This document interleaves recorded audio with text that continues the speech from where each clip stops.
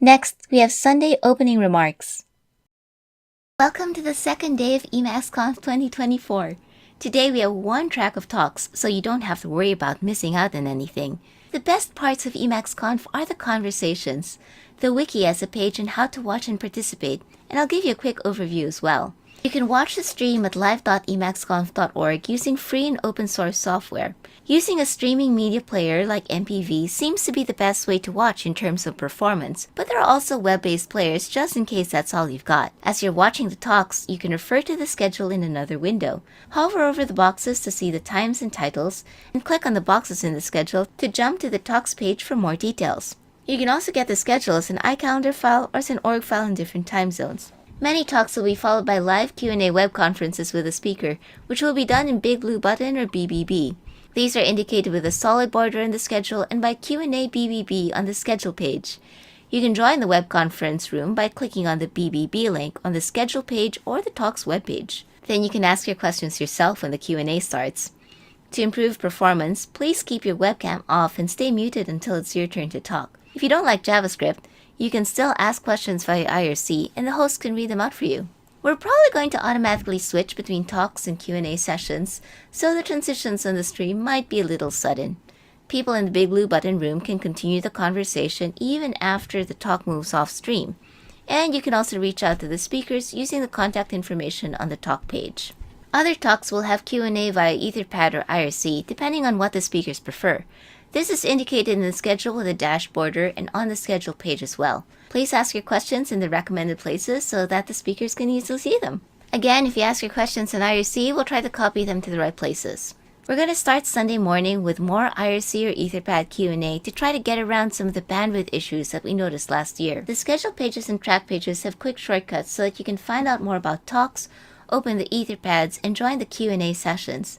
The watch page has more tips on how to make the most of Q&A. If you can, please add notes and ask questions in the Etherpad for the talk. That makes it easier for everyone to share their notes, and speakers and hosts can read the questions from there. We'll copy the notes to the talk pages afterwards. We have one pad for each talk, so you can follow the links to get to the next one, or go back to the schedule and get the link from there. If you have general feedback about the conference itself, please put it in pad.emacsconf.org/2024, which is linked in each pad. You can also use this as a general community message board for things like Help Wanted.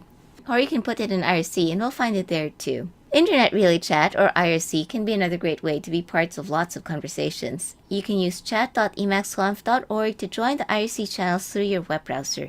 The tabs to the left can help you switch between the different channels. Most discussions will be in EmacsConf-Gen for the general track. If you need to reach us, you can join emacsconf-org or email us at emacsconf-org-private@gnu.org. You can use EmacsConf for hallway conversations. Of course, you can join any of these channels with your favorite IRC client. You can connect to irc.libera.chat port 6697 with TLS. Once again, we're going to be streaming with open captions for most of the talks this year, thanks to our speakers and captioning volunteers. The caption talks are indicated on the schedule, and with any luck, we'll be posting transcripts and talk pages shortly after the talks start. If you need additional accommodations, please let us know in emacsconf-org and we'll see if we can make things happen. If something goes down, we'll update status.emacsconf.org.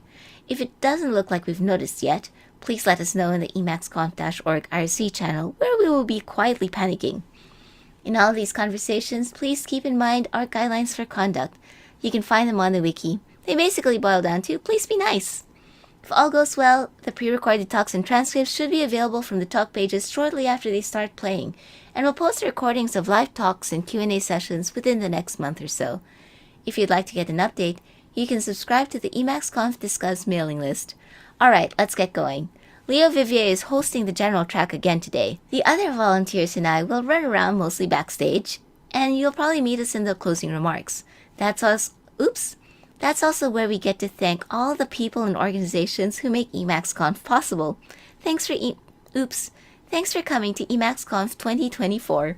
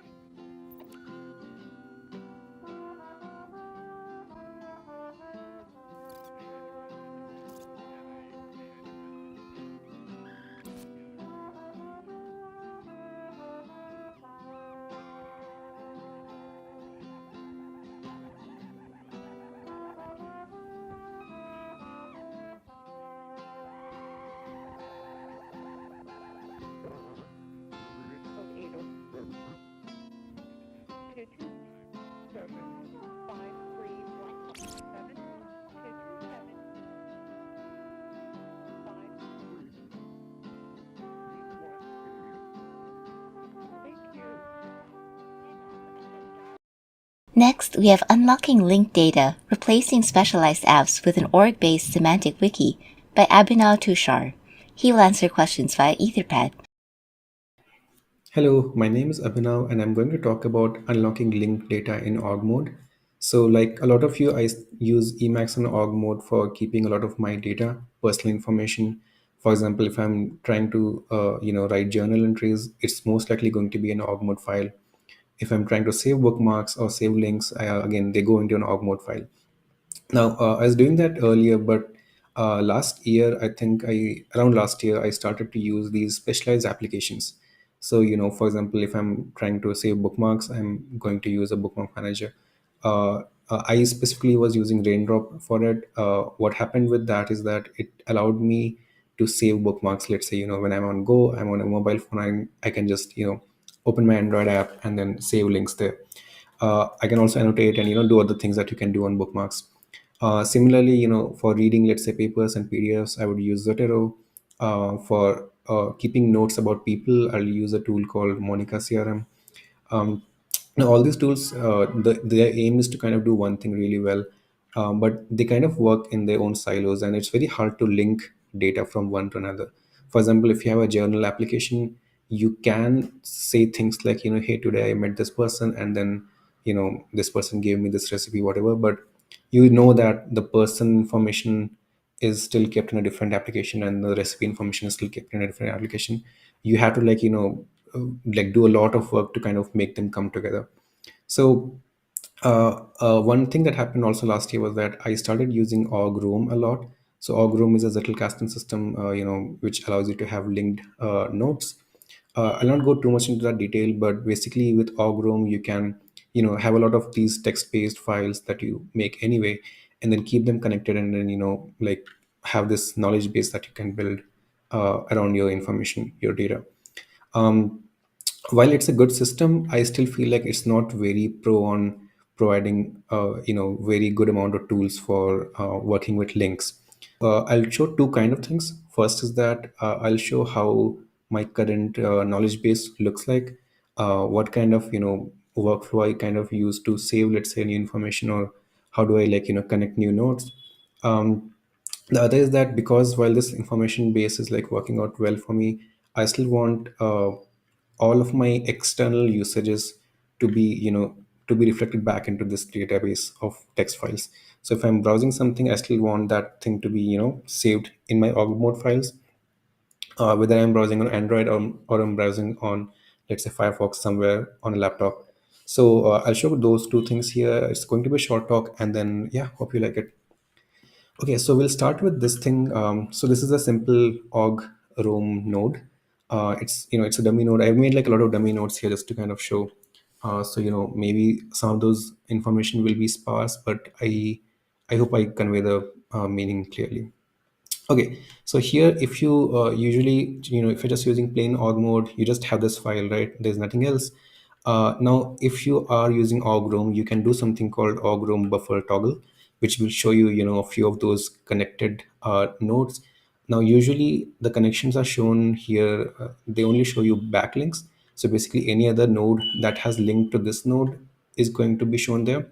But in my extension, you can see more things. For example, here in this case, you can see, first of all, we show both links. So any link from this node to something else will also be shown there. Any link from that node to something else will also be shown there. So you can see that is one thing. The other thing is that all these links are categorized in type of nodes. For example, when this node specifically right now is of kind book, tag is one identifier for it, but there are like other ways to identify a kind of node. But this is connected to another node which is of a kind person.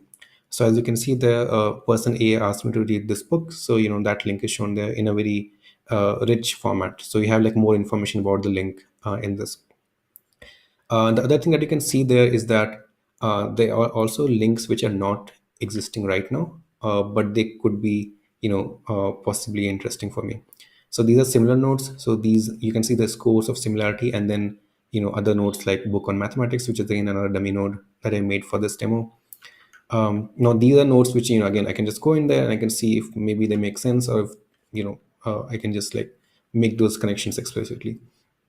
So let's try some other node here. So let's say, so this is a node of a recipe. It's Bombay sandwich. It's a recipe I've made. Now if you go here on the right, you can see there's like some things on some person liking the sandwich. There are some related nodes also, similar nodes which I have not linked. Plus there are some journal entries. Now I use Ogrom daily to kind of write down journal entries. And then what I have to do there is basically just write whatever I want, and then just make those links to this node.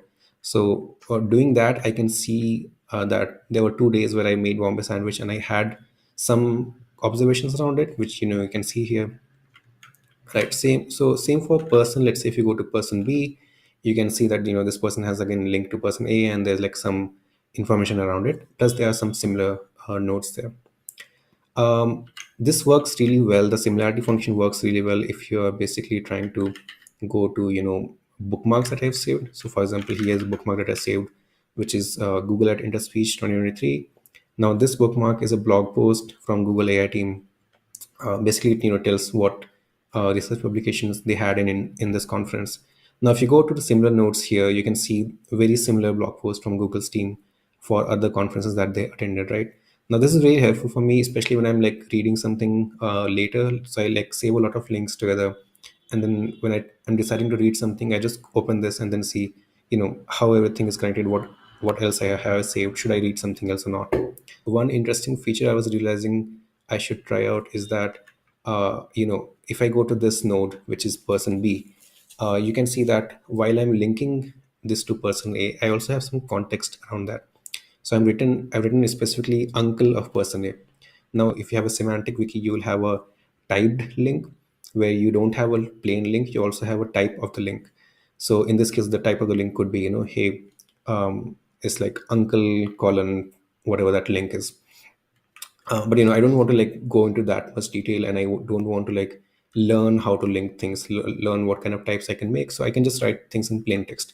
So I've written this in plain text. What I can do now is I can just search for links like this. For example, I can just do something like family members. Now, this will show me all the links which have a context which makes sense uh, as family members. So basically, this is a semantic search on links, on the context of the links, and then it kind of gives me what I want here. For example, here in this demo, I just had like one node, one link which had this uncle relationship. So that kind of works out. Now let's just try another search. For example, let's say if I'm typing check before meeting. So these are now again links where I have written something where I kind of should do something before meeting someone. So for example, the first one you can see there's a person called meeting person. It's a demo node again. And I've written one note about one connection here is basically saying that, hey, read this link before you go to meet them, right?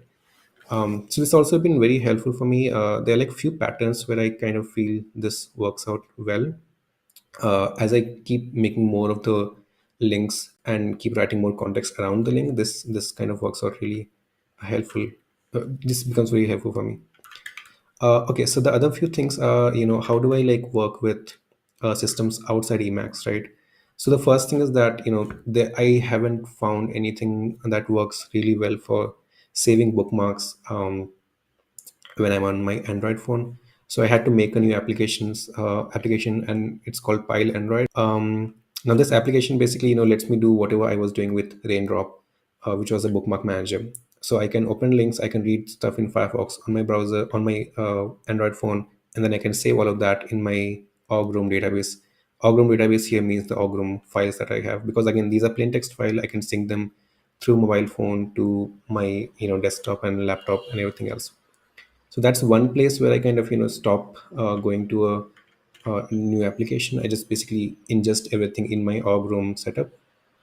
The other thing is that when I'm browsing on my laptop, I still want to collect all the data inside my org room system. So here's something which I called org room sidekick. Now what you can do here is that, let's say if you want to search for something, so you can basically do a search normally, which is going to do a web search. But if you call org roam sk, which is sidekick, it will do a search on all of your org roam nodes. So now this search is basically using recall. So recall kind of indexes all the plain text and does a full text search for you. But this is really helpful because when I'm searching for something and I still want to know that, hey, hey, I have saved some of those links earlier. So can I, like, see them back, and then it's a very good way to kind of not lose track of what you have already saved. The other thing I can do is, like, I can also, again, since I have saved a project in my org room, I can basically call again sidekick again, and I can see a note for that. That note here specifically is tracking my tasks for this project. And other than tasks, again, I can see other things like similar notes. I can see, other links that are there. So yeah, so this there's still some optimizations to be done. I think this the bookmark here is not very intuitive. I want this to be following the browser as I switch tabs. But again, those things are something I'll work on. Other optimizations include, the way I'm doing the search using ML. That needs a little bit of fine tuning, because every time I make a new link, I have to, like, rerun the re kind of build the features and everything else, which I need it to be real time. Yeah, so that concludes my talk. Hope you enjoyed it. Let me know if there are any questions. Thank you.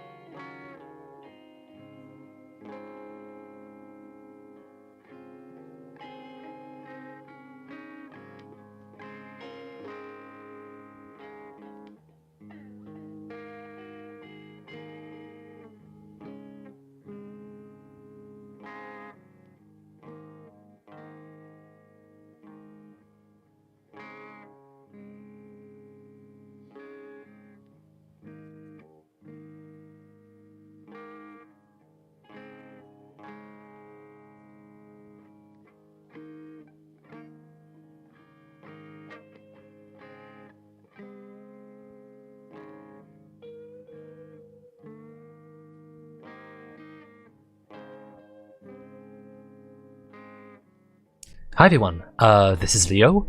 We'll be moving on to the next talk in about 6 minutes from now, and until then, feel free to ask your question. We have the speaker available to answer the question right now on Etherpad. So if you have questions on IRC, I'm hearing feedback because of myself. Give me just a second.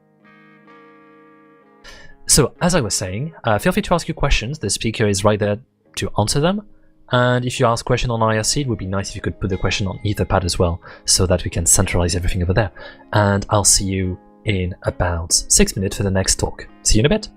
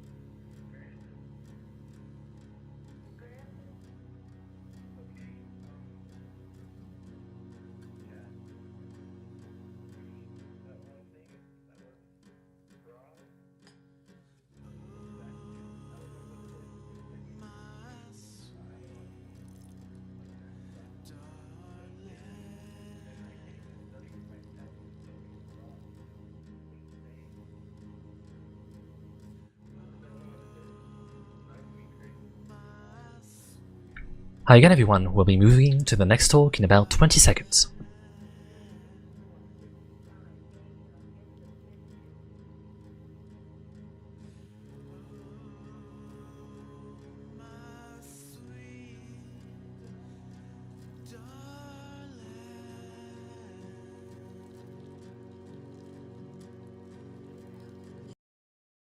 Next, we have Emacs regex compilation and future directions for expressive pattern matching by Danny McClanahan.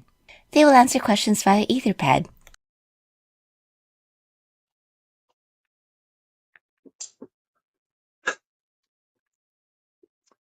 Hello, I'm Danny McClanahan. This is EmacsConf 2024, and this presentation is ostensibly about Emacs regex compilation, but it'll need a lot more in future directions. Thanks for coming on this journey with me. So this presentation is 50 slides, 50 footnotes, and that's intended for it to be a resource later on for your perusal. We are unfortunately not going to be able to go into all of it, but I will try to be within 20 minutes so we can make it throughout Q&A.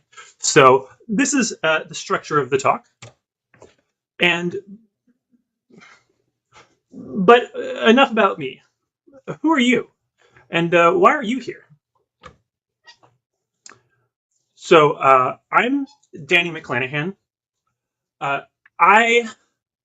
My experience is a lot in build tools, especially, and then package managers.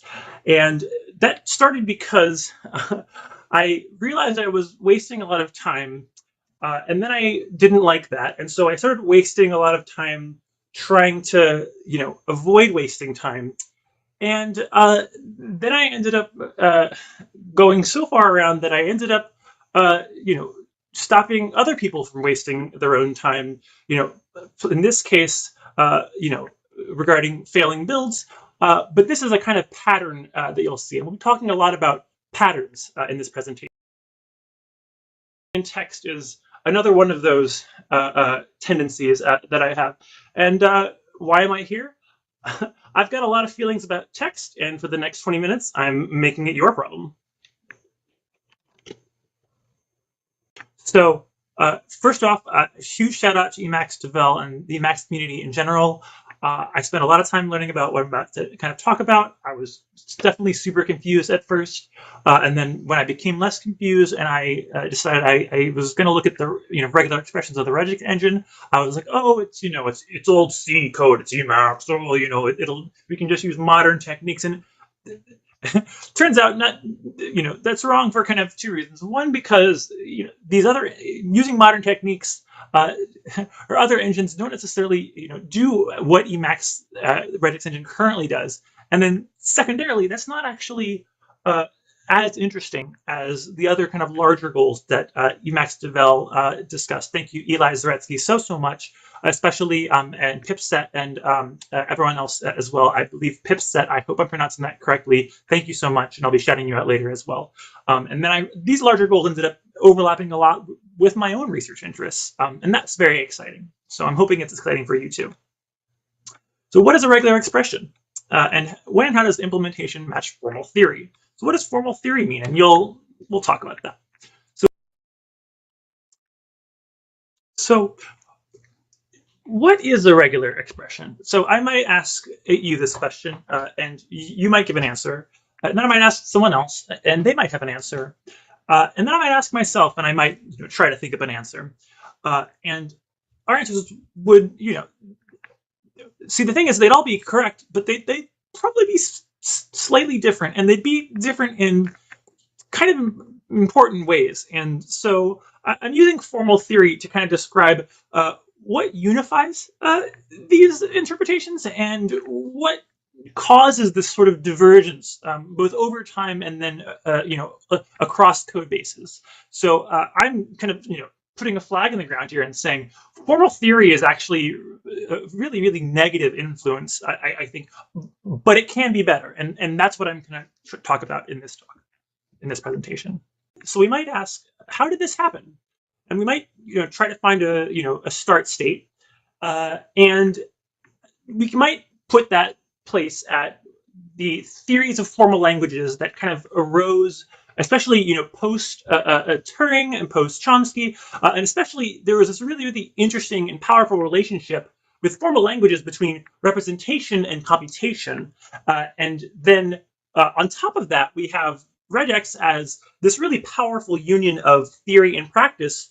And then, like I mentioned, this kind of divergence that kind of occurs. And so this divergence, happens for a good reason. This happens because people were adding implementations, and the people adding features to implementations. And while the people adding these features were often academics, they were industries, people, they were hobbyists, they were interested in building practical tools. This is a good thing. And this is still a good thing, even though it moves a little bit away from formal theory. But we start seeing some cracks developing, and we'll go into that in a second. We're just going to kind of electric slide into the 1980s here, and we're going to be confronted with two occurrences very similarly. We might call it simultaneous discovery. In 1983, you have Michael Jackson demonstrating the moonwalk. 3 years later, we have backtracking developed to simulate egrep-style regular expressions. And these would both be incredibly influential in their own kind of branching paths. So here's where the gloves come off. Formal theory, I claim, remains largely concerned with incremental improvements to artificial benchmarks, and much less with expanding models to cover actual user needs. And this isn't just about, if you listened, to users, that you'd be a nicer person, be a better engineer. What I'm actually saying is that they're missing out when you don't listen to applications. You miss out on a lot of fantastic opportunities for novel theory. And so this is, again, my complaint with formal theory as it stands. But we're going to do better. So before we get better, we're going to get a little bit worse for a bit. We're going to actually get a little bit worse is better. And what I mean by that is, by the 1990s, we start looking into these non-backtracking engines. And this is a bit of a reaction to backtracking. And the current ones include RE2, Hyperscan, and the Rust regex library. And these are all great. I'll talk about them later as well. And they make use of these. They kind of call back to the earlier formal theory. They have linear runtimes for well-specified search tasks. So what happens if that doesn't fit your needs? We're going to talk about that. So we're going to table that for a second, and we're going to focus more on Emacs. That's the subject of this conference. So what are regex used for? And in this particular case, they're used for lots of things, with practically, and I think they should be. But more specifically, how do Emacs users use them? And I'm going to focus in on this text as input and output, and I'll be kind of elaborating on this analogy as we continue. So why is text powerful? Text as I/O. The reason text programming languages, and not just programming languages, but languages themselves, the reason why they're successful and why they propagate, I claim, is because text is both input, readable, and output, writable. And so what this means is that, if you receive, something in text, you can read it, and then you can also write it. You can modify it, and you can produce a new version of it. And you're on the same, you're on a kind of level playing field. But that's not always the case, though. You recall that I've worked a lot with build systems and package managers. There's a discussion that goes by the name of software supply chain security. I think it's a massive joke, and the reason why is because people largely raise it to explain why their for-profit company with their for-profit product is going to solve the problem for you, as opposed to the commons of open source. If you are unable to modify or deploy your code without employing an opaque external system, I claim, then you have a hidden dependency. And you don't remove a dependency. You just, by for example, paying into a for-profit product or using a kind of closed off supply chain, you end up just having a hidden dependency. You end up just displacing that. And so this can actually exert arbitrary control over your programming output and potentially even your thoughts. This is really important. I'm going to dive in a little bit deeper, and I'm going to overload the term locality here. And I'm going to say if you cannot reproduce a system locally, it becomes an opaque external system. And I'm going to give examples here, and these are going to be a bit of a hot take. So first off, GUI IDEs. I think we might, well, some of us might agree with that here. I say development environments that only allow you to use a graphical interface, do not expose interaction with text, are explicitly trying to kind of place you on a separate kind of plane where you're not an equal contributor to the people who make the development environment, to make the development kind of frameworks here. We'll go one further. Cloud services are precisely, they're useful for things that that require large distributed computation, but Twitter, for example, didn't actually ever use any cloud services, external ones, because it was really important for them to actually own their own hardware, their own computation, their own thinking. And cloud services are a way to ensure that you are unable to reproduce a system without paying an amount per month, an amount per day, an amount per second, an amount per cycle to an external entity. And I'm just going to conclude this with, I'd say, the argumentum ad absurdum here, where large language models are all of these at once. They are a cloud service, specifically, and this is what makes them very evil, to make it so that, similar to GUI IDEs, so that text itself loses that ability to be both readable and writable. Instead, text is both unreadable because it's produced by a machine, and then also unwritable because you're subservient and subjugated to the machine, to the large language model, to produce the code in the first place. So you lose this input-output, readable, writable behavior that I claim text has specifically. So to underline this, what is text? Text is local. So finally, we're at the subject of this conference.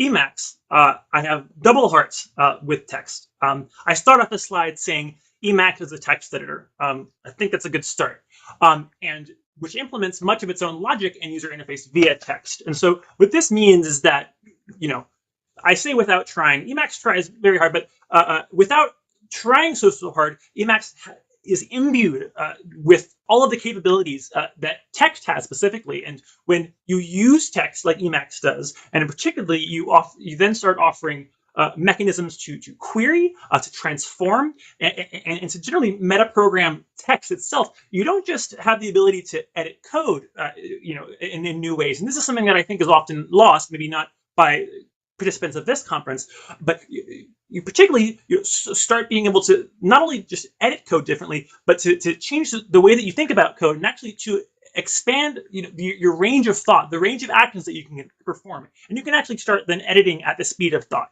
And this is where especially regex kind of comes into play. So finally, we get to the subject of the title of this talk, and I'm about to disappoint a lot of people, and I claim for good reason. Unfortunately, it's a very brief walkthrough, but I'm going to go over what the current Emacs regex engine is, and this is going to give us enough context for the next section on future directions. So quickly, it's a backtracking engine over multi-byte code points. I'll define what that means, and it's in regex emacs.c. It's invoked in two ways, which you'll see is actually the same way over a single contiguous string input. So this is a Lisp string that you pass in, or over the two halves of the gap buffer. So this is when you match against a buffer text. And we'll go into that a little bit more. But this is one of the really actually interesting and specific things about the Emacs regex engine as it stands. So very, very quickly, this is the data layout. This is just, if you're interested, this is where the code lies. So regex emacs.h has RE pattern buffer, which is a struct. With actually, I love the Emacs C source code. It's so nice to read. It made all of this so easy. I really appreciated it. So in this particular case, I'm just going to focus on RE pattern buffer actually has the compiled regex. So it's a C struct. It has every single thing that is needed to execute the regular expression against a string input or against a buffer input. And this buffer it's not an Emacs buffer. It refers to just the instruction table and the match loop. And again, this is very, very brief, but I want to specifically focus on the first part. So this is this inner matching loop, and there's a prologue, and then there's a loop body, and there's an epilogue. And the prologue is the really interesting part. I say extract current and next car. So what Emacs does here, it doesn't just reach for the next byte. It actually will perform lazily, in some sense, this variable integer size var decoding for multi-byte. And it'll actually then decode the next 1 to 4 bytes, so up to 32 bits at once, and then it'll actually go into the loop. And so we'll talk about the implications of that later. We next read in the body of the loop, we read the instruction from the instruction pointer, which is again in that buffer field. And then we have this big switch statement, which is actually, love a big switch statement, super easy to read, super easy to understand kind of what's occurring. And then that's the loop body, and then at the end of it, we either increment the instruction pointer if it was matching a single character or something along those lines, or if it was a jump, we don't do that. So a jump, however, though, it's not referring to a jump in the sense of a go-to, but a jump that's elsewhere within that a table, that buffer field. And if you've concluded a capture, we write that end position there. And of course, well, as you may recall, the 0th capture is of course the entire match string. And so if the capture is 0, then we know we've actually completed that match. And so that's really quick. I would love to receive Q&A about this as well. I've spent a lot of time kind of learning and understanding it, but it's really interesting that this can be described in such a in a single slide because it's really simple, and that simplicity is actually a really powerful thing. And I'll mention that in the next section. And I say, is that all? And I apologize for not doing so, but please ask questions in Q&A or message me about this, because I think it's really, again, interesting. And again, I find the code relatively easy to read. And so now here's, I think this is actually the point of the talk. The rest of it was I think just me posturing. This is the really interesting part. And this is the ways that we can improve. Well, not just we improve stuff in Emacs, but why those are the right things to improve, and then also how that can be a model for even things outside of Emacs. And so this is going to be a lot of text, and I'm not going to go through all of it. This is the one thing that I tried. This is the thing that I thought would be a slam dunk easy solution. My initial thought process was, well, we tried very hard to do an LRU cache here. It works. It's actually very effective.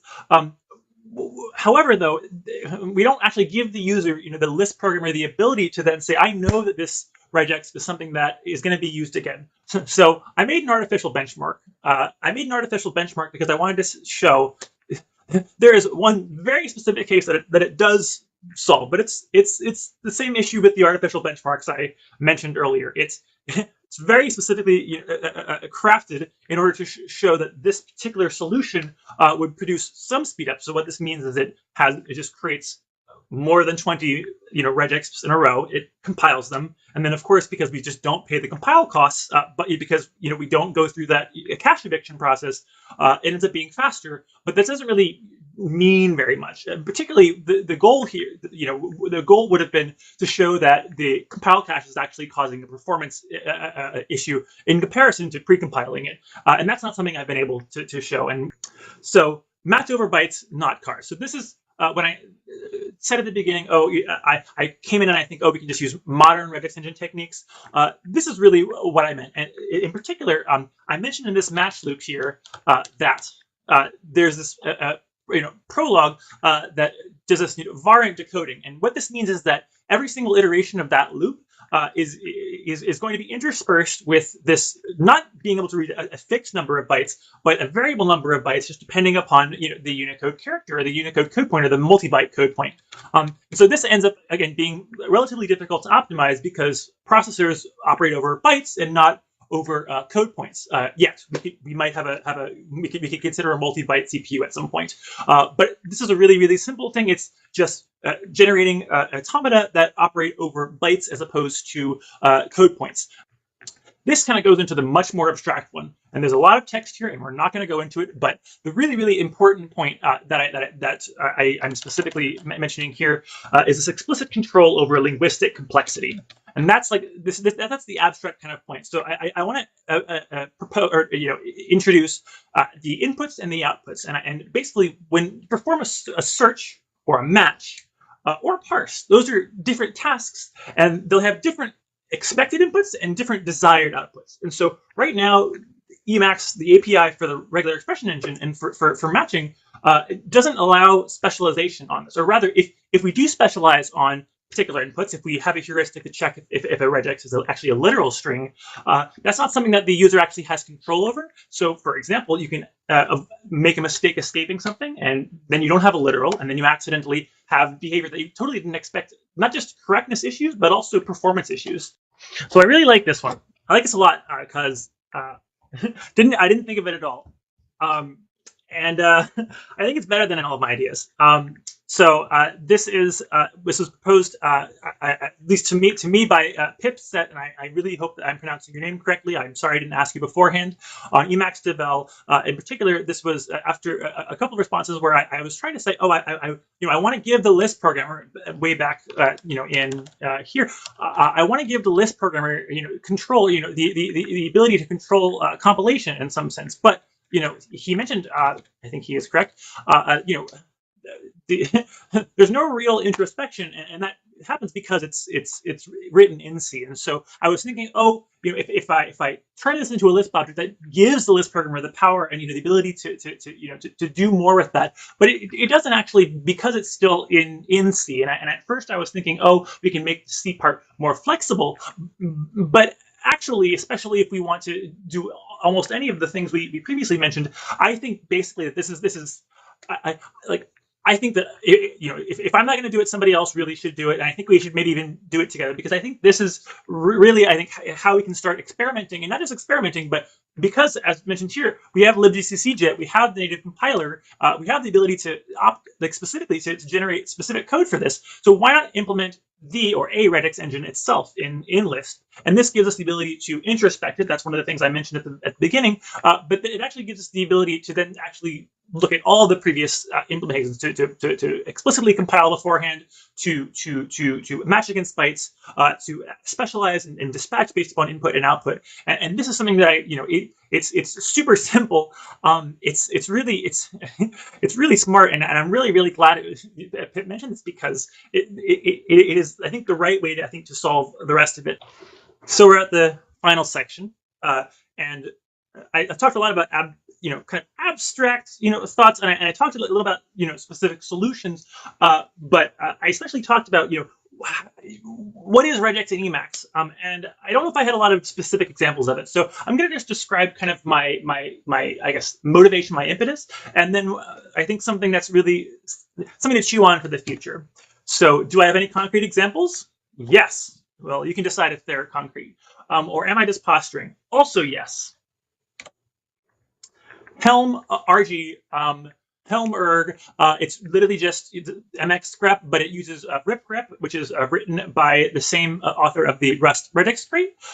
So it happens to be very fast. In particular, I use this tool with rip grep on the Twitter monorepo, and I was able to search very large amounts of code that was on my local machine using regular expressions. And I think this is one thing that I think is really important, because when you want to scale, there's people say the word scaling, and they assume there's a specific kind of answer for that. And I've just found that text is not only flexible, it's actually something that can be more performant than the alternative, and not only more performant, but more productive. So it's just MX grep using rip grep. There's a tool dead grep by Wilfred Hughes, which is also fantastic. I think it's actually better than this, but this one's mine, so I can mess around with it. But this tool is kind of why, especially, I started looking into Emacs and looking into changing the way that, or at least diving into how the regular expression matching actually kind of works, both in Emacs and then in rip grep. And so we'll go to the next one. So this is something that does exist and continues to exist. This is something that doesn't quite exist yet. So I'm calling it telepathygrams. It's the name, and it's very it doesn't work, but it's a code search tool that, in this case, precompiles the database to execute NFAs against. So I was thinking, how can I beat rip grep? And the first thing I thought is, well, as I have worked on build tools, and especially in monorepos, one of the things that the pants build tool from Twitter does is it uses a file watcher to ensure that instead of having to constantly read in the entire contents of a file, which may be very, very large, it only does so when the file has been changed. So finally, I want to conclude on this note, which is just that the stuff I didn't learn from Emacs Devel, I learned from Paul Wincadia, or Junior, who is the RE2 maintainer, and he taught me quite a lot from 2023 to 2024. And I'm thankful for the time that I learned from you. So thank you, Paul. With that,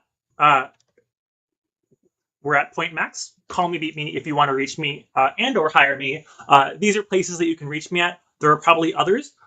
Feel free to suggest other ways to contact me. But for now, this is the end. So thank you so much for your time. I really appreciate it.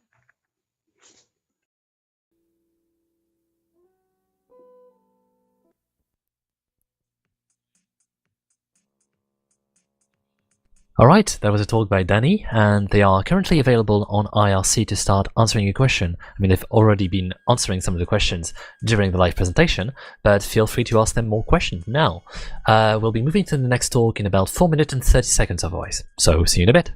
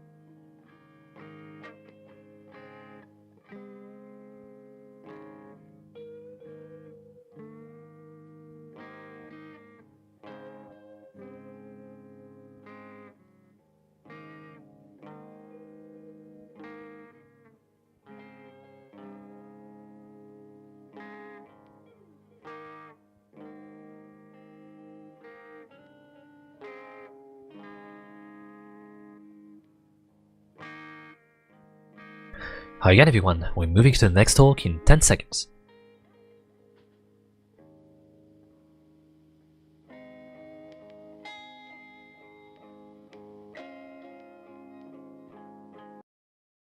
Next, we have Survival of the Skillest, Thriving in the Learning Jungle by Bala Ramadurai. He will answer questions via Etherpad. Oh wow, I'm going to tell you about how I'm learning this new thing. Okay. Hey dude, I am recording, okay? So I'll call you back. Yeah, I'm learning the new thing. Yeah, later. Not right now, later. Sorry about that. Okay, as I was saying, I'm going to tell you all about how I'm learning this new thing. Ooh, Sacha Chua's Emacs newsletter is out. Maybe I should spend some time. Oh, wait a second. I have to learn this new thing. Okay, so I'm going to tell you how we can learn new skills in the middle of so many other wonderful things that you want to do and to speak to wonderful people that you have to speak to. My name is Bala Ramadurai and I'm going to be talking about the survival of the skillest. That's what I call it. Okay? Survival of the skillest, learning or thriving in the learning jungle. Here I'm going to give you some tips and techniques as to how you can learn skills, new skills. I'm going to give you a quote from a multi-talented teacher. He was the second president of my country, India, S. Radhakrishnan. He says, "When we think we know, we cease to learn." That was his quote. What is a skill? A skill is the knowledge and the ability that enables you to do something well. There's the knowledge first and the ability, and you have to do it well. Right. So why should you learn a new skill? Now, if you can pause this video watching streaming part of the video, then come up with your own reasons. I'm going to give you my top 3 reasons that you might want to learn a new skill, get ahead in your career, look good or cool in your community or peer group, or someone forced you to. Now, what skills should you learn? Okay, there could be a whole list. Let me take a stab at some of the ones that I think could be cool. Bungee jumping, teaching your pet to pick up the newspaper without tearing it to shreds. Perhaps with Python coding, you can do learning coding. So you could list your own skills that you have to learn, you want to learn. But what stops you from learning new skills? The most common reason that I've heard in the past is lack of time. Oh, Bala, I have to do so many things. I don't have the time to learn any new skills. Lack of motivation could be another reason. Or you're just a rebel. Who is he or who is she to tell me what I should learn? I'm going to learn things like that. So then it stops you from learning a new skill. But there's even more fundamental reason for why we don't learn a new skill so easily. And this comes from the story of Scholar in the Teacup. I can pass on the link later to you. You can watch this, my own version of this story. The ultimate truth in this story, or the moral in this story, is that we are filled with preconceived ideas, and the Zen master in the story says it's like a full teacup. In order to learn new skills, you have to empty your teacup. Now, how do you empty your teacup? You just can't pour everything out of your head, right? So how do you really empty your teacup? So the way to empty your teacup, simplest way to do it is write down your thoughts. As simple as that. Just take a piece of paper and write it down. Or if you're on electronic means, use Emacs org mode and type out your thoughts. Okay. There's a task for you right now. What you have to do is to create a folder in your documents folder called inbox. Create one and create a new file called todo.org. If you are paper based, you can use a notebook or any other forms of the same file. In that, write down all your unfinished tasks, personal and professional. Write down some things that have been worrying you. Whatever worries you right now, just write it down, the whole thing. Okay. Write down some tasks or actions that you are waiting for somebody else. That could also be part of your list here. Great. Now that you've emptied your teacup, I'm going to tell you the origin of these ideas. These come from Getting Things Done by David Allen. It's a great book. I've read it multiple times. Fantastic.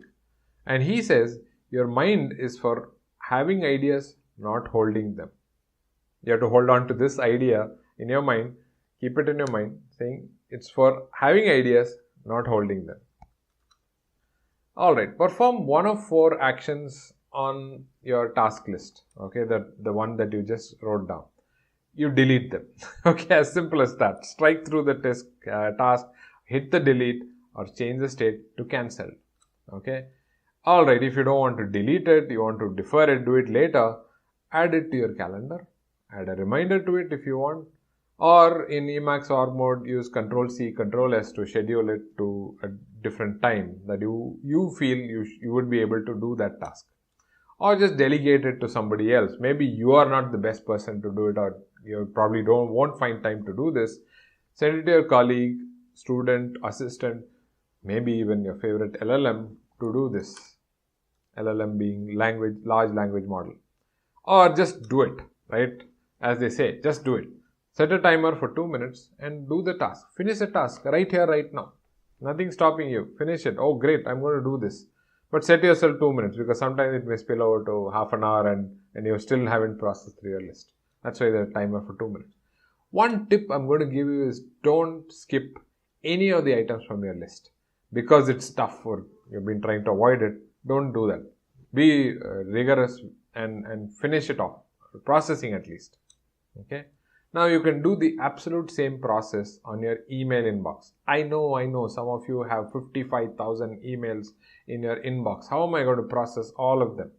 Well, Tiago Forte, whose method I'm going to be also talking about, says archive them all and pull out the top 100. Okay, the latest 100 and process that. That's a cool way to do it. Okay, so you're not stuck to those 55,000, but just the top 100 of those. You can do the same, absolutely the same thing to any of your messaging apps as well. WhatsApp, Matrix, Slack, whatever you choose.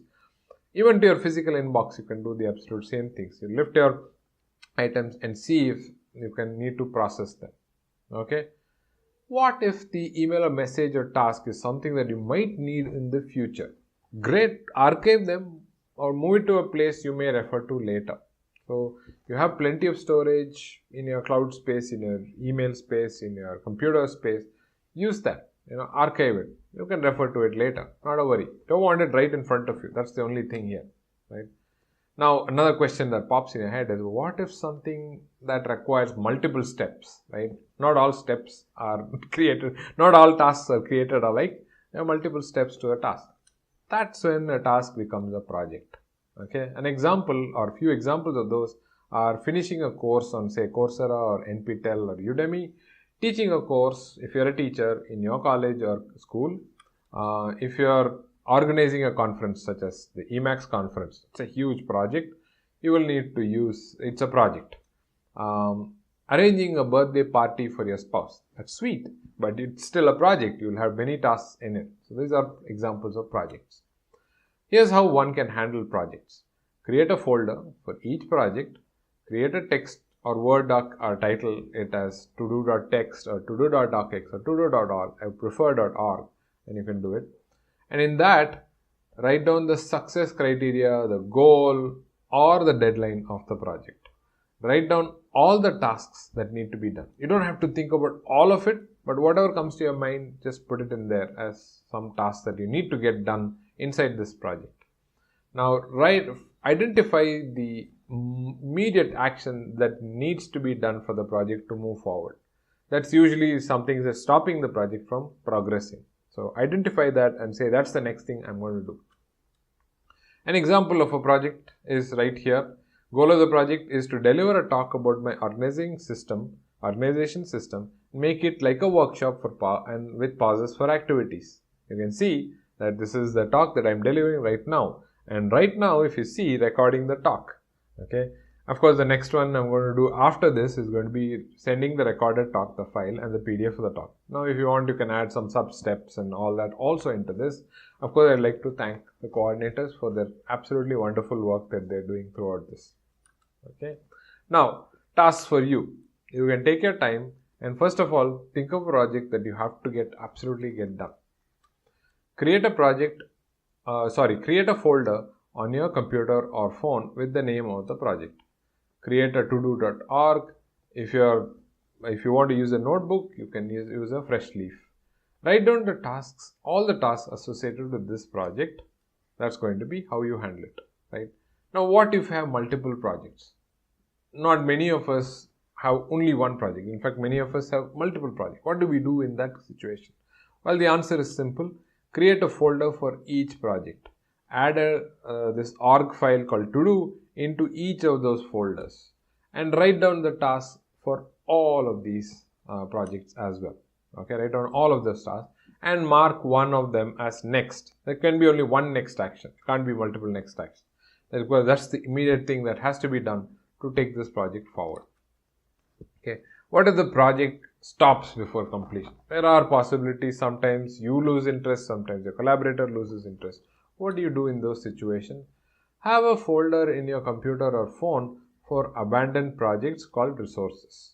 Oh, by the way, for your projects folder, create an overarching projects folder, and inside that are all the project folders. I forgot to tell you that. Same way, on the same level, create a resources folder.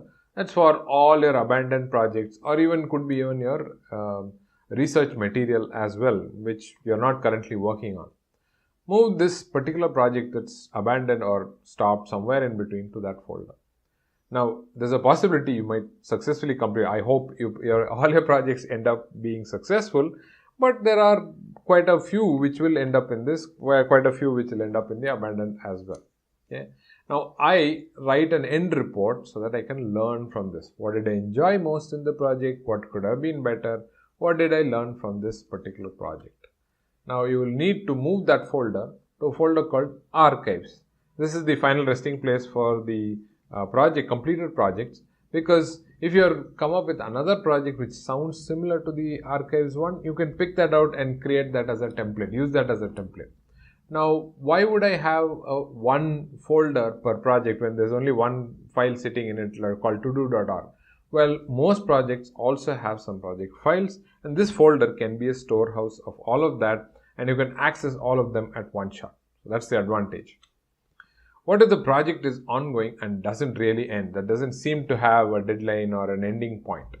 Though that's called an area. This is now an area. Examples of areas: gardening, paying bills, never stops. Bills never don't stop. Blogging. Okay, these are all some examples of areas that really don't have a definite deadline. For areas also, create a folder for each of them, right? You can create a parent folder called areas, and under them you can have those areas, okay, and have a to-do in each of those folders. Now, what if I forget to visit the to-do files, which in my case often happens? I forget to visit those to-do files and see what the task that needs to be done. You can, of course, add all of this todo.org and into your org agenda files variable, so that when you pull up your org agenda, all of them show up. That's a good idea. You need to have a weekly review with yourself. Now, the weekly review is essentially a weekly appointment with yourself for you to stay in control of your life or career, to keep things on track. In the weekly review, you need to empty your teacup. That's the first and foremost. Okay. Then process all your items in the to-do file. Process all your emails from the last week. Use the exact same structure of do, delete, defer, delegate. These are the 4 Ds that you can use. Process all your messaging app messages from the last week. So last one whole week, whatever has come up, you need to process all of them. Okay.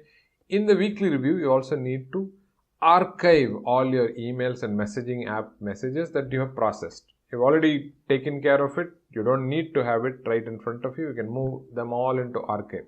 Most messaging apps and email systems have archives as part of their features. Look through the project to-do files to see if the next action is marked. Okay. Now look through the project folder list to see if some of them need to be archived or moved to resources. Some may be abandoned, some may be done. You can move them successfully to all of where it needs to belong. Now, task for you, you can pause this, of course, and do this. Set an appointment with yourself, sacrosanct time only with yourself, and title it weekly review. Start with half an hour. Perhaps you can have it longer later on. Okay, as you need more time, you can have more time with yourself. And make it repeating every week. Now you can complain. I can hear some of you complain, oh, this is such a microscopic view of my life. What about the big picture? Well, there is quarterly review. Once every 13 weeks, you can mark an appointment with yourself right after your weekly review to do your quarterly review. Okay, and also every year, mark yourself. It could be at the start of or the end of an academic year or a calendar year. Mark yourself an appointment again with yourself called yearly review. And these contain some big life questions. Okay, now I'll give you some examples, but feel free to modify it, have it as your own. How much money did I make? How much money did I save? And how many people did I help? How many do I plan to help in the future? Okay, what projects did I enjoy? Look through your archives and resources. Which one didn't are best avoided? I don't want to get onto this. Okay, or you can look through your personal and personal and professional and see how much is there a balance between all of this. These are some questions you can answer. Now that you know how to manage the now, so far we have looked at the now, how do you plan for the future, like really into the future? Well, I have a trick called 9 windows for you. 9 windows are essentially it's like a tic-tac-toe grid, and the left one is the left column is your past, the middle column is your present, and the right column is your future. Okay, and the bottom row is your skill set, the middle row is what you do, and the top row is whom do you work for or whom do you serve, right? So you're doing something for an organization. So those could be in your top row. Let me give you an example from my own life. This I made about 10 years ago. Okay, so the middle column is what I did 10 years ago. So that is the now. Let's keep it as the now. Okay, so 5 years before that, I used to work for General Electric, GE. I was a research scientist for them, and the skills that I had was I had a PhD which was used in this profession. I had writing skills, I had some teaching skills, and I loved to interact and learn from my teammates. Then I joined Mindtree, which was the current job when I did this software services company. I co-founded Triz India also. These are 2 organizations that I served. And facilitator was the main profession that I was in. And the skills I had was Triz, interacting with people outside of my team, and I could align well with my organization. I knew exactly where they were going and how to align my goals with that. Now, I said 5 years later, I want to be an entrepreneur and an author, and I want to do this I want to really work with academia and corporate companies. That was my goal. So the skills I needed to have were marketing, writing, sales, hiring, people management, all of that I needed to have. And I had to plan that. So I used the para structure to manage how I'm going to learn all of these skills and imbibe those and get better at it. So that's where I use this. Okay, your turn. You can pause this video and build your own 9 windows to plan for the future. So in summary, you need to empty your teacup before engaging with the work in front of you. Use the para structure, projects, area, resources and archives. Create this folder structure and use reviews regularly, weekly, quarterly and yearly. Use the 9 windows to your advantage for your future career planning, and of course apply para to your future plans to plan for those as well. Okay, now these are the references I've used, heavily borrowed upon Tiago Forte's para, David Allen's Getting Things Done, and Tashin's way to implement this in Emacs and org mode. These are some acknowledgements. I use some generative AI for this, and this is a question to you. What parts of this talk are you planning on implementing? Please write this in the Etherpad. Thank you so much. If you have any questions, let me know in the Etherpad as well. Good luck managing your tasks emptying your teacup, and planning for the future.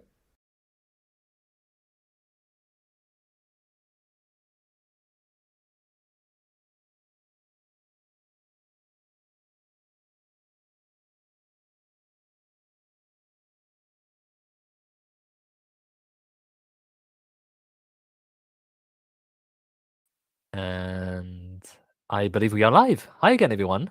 And hi, Bala. How are you doing?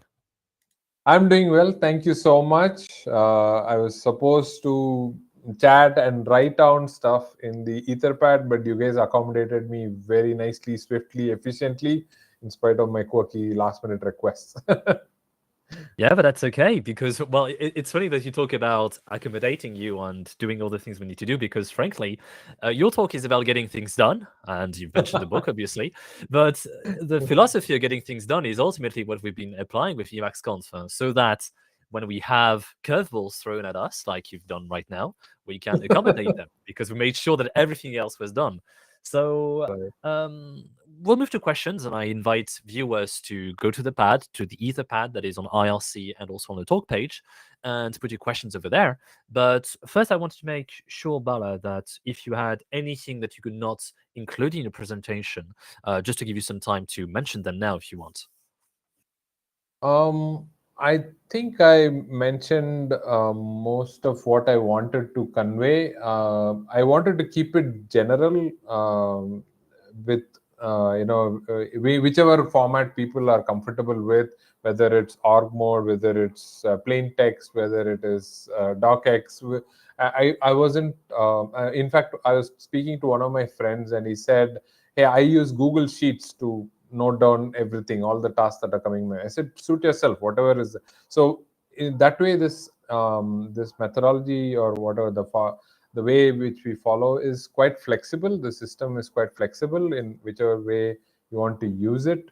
Go ahead and use it. That's but start emptying your teacup. That will be my first and foremost. Yeah, I have nothing else to add per se. Okay, cool. So we start with the first question, and I'll be reading the questions to you. And just so we know, we Okay. have about 8 minutes of Q&A until we need to move to the next talk. All right, so first question. What is Triz? Okay. This is a Russian methodology. It's pardon my, poor Russian, but it translates to theory of inventive problem solving. So that's what it translates to. What it is it is said that all the inventions, problem solved so far in humanity, if you can categorize them, they fall into exactly 40 principles. That's one of the core tenets in theory of inventive problem solving. Also, that creative people have a process they follow and in defining a problem and solving a problem. So this is what I was trained in a company that I work for, and I started using it and started applying it. So creative process starts with defining a problem and solving a problem in a very systematic manner, and you can be as creative as the creatives that we know about, as the methodology talks about. So that's what TRIZ is, theory of inventive problem solving. There is a lot of open source literature like we have in Emacs.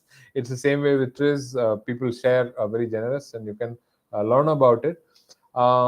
It can be useful for what in the core of our talk also is that many a times we face conflicts. That is, I don't want to spend a lot of time figuring out a system like this. However, I want everything in one place. How can that happen? So start little by little is one suggestion I have. Don't and this is also a contradiction we have, right? So we need to spend a lot of time to set up things before we can start organizing our life, but there's not a lot of time because we haven't organized our life, so we don't have. That's a conundrum or a contradiction. That's what TRIZ methodology is about, to identify that this is a contradiction and we have to resolve it, not compromise. So resolve it in a manner that gives you enough time to set up a system and enough time, free time, to enjoy your life or focus on a project and be present when you're working with something. So that's what the crux of the methodology is. Okay, splendid answer. Thank you. Moving on to the next one. Thank you for this talk. Very interesting. One of the things that frustrates me about modern web development is the rate of churn when it comes to useful knowledge. I think Emacs can help to counteract against this by building lasting tools where mastery can be built. Do you agree that learning similar but different things again and again is ultimately wasted bandwidth? What can we do as technologists to push back against this? Yeah, this an interesting one because I mean I'm like everyone else where a new package shows up. I mentioned that in my talk also, the first introduction. Sachajua's newsletter is amazing. It has all these new things coming up and new developments coming up. Same thing with web dev, I guess. You have new things coming up. So you want to learn that new thing. However, you need to also be aware that there are so many other projects and hobbies or life that's also waiting for you, and it's not a balancing act, but if you pay attention and be present and give whatever is in front of you its full attention, then look back and connect. That's an interesting way because hindsight is 2020. Use it to your advantage. So I don't know. You don't want to push back against this because some of it is just amazing, because the things that you think is a waste of time and it's a distraction right now could potentially be. I'm not saying it will be, because there are things that are truly a waste of time that could truly potentially tie back to something and be really helpful. I can give an example from our Emacs part of my life. I was experimenting with CSS and cascaded style sheets, and how I can customize it to use it in org mode export. Okay, seemed like an for me at the time it seemed like a waste of time. I was spending so much time, and then I parked it. I didn't do much about it later. But then one of my students said, your slides are too bulky for me to scroll through to get to exactly what I am looking for. I was using the reveal HTML, and I used to pass on the link before.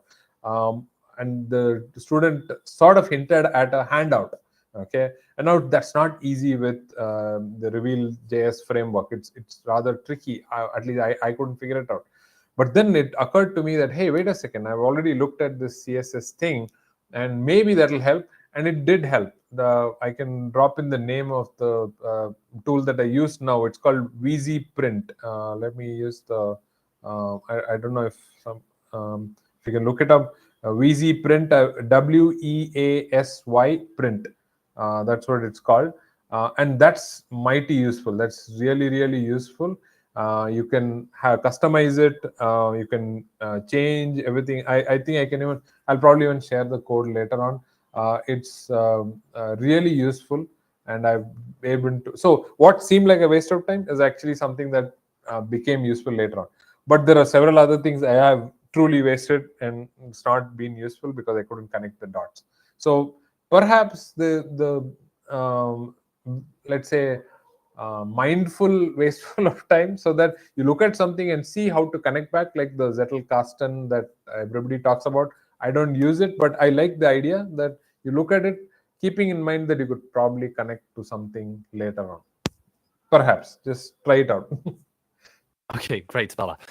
Sadly, we are a little short on time to answer all the questions that we have. I see 3 questions currently that can still be answered, and I don't think any of them would be answerable within just 1 minute. So what I suggest we do, Bala, feel free. Do you have access to the pad on your end? Yes, I do. I have it here. Okay, cool. I'm putting the link on BBB just in case you need to review it. We're going to leave the room open. By the way, if anyone in the crowd wants to join so that they can ask the question directly with a voice to Bala, feel free to do so. The links are on the website. But Bala, if no one shows up, if you could just answer the 3 questions that we haven't covered yet, actually, well, 3 questions, because Sasha just put the link right there, that'll be lovely. And we'll make sure that the entire Q&A finds its place into the website afterwards. How does that sound for you? Yeah, sounds great. Thank you so much. I'll do make sure that I will have the answers there, but I'm going to wait here for some time so that somebody can join. Okay, sure. Any last word in 10 seconds for the public? Well, empty your teacup and enjoy your life. Splendid. Thank you so much, Bala, for coming again to EmacsConf this year. And hopefully we'll be seeing you next year with further talks to discuss. Sure, thank you so much. All right, and right now we'll be moving to the next talk of the day in about 5 seconds. Thank you again, Bala, and see you later. Bye. Next, we have About Blee, Enveloping Our Own Autonomy-Directed Digital Ecosystem with Emacs by Mohsen Banan. He will answer questions via web conference. You can join using the URL from the talk page or ask questions through Etherpad or IRC.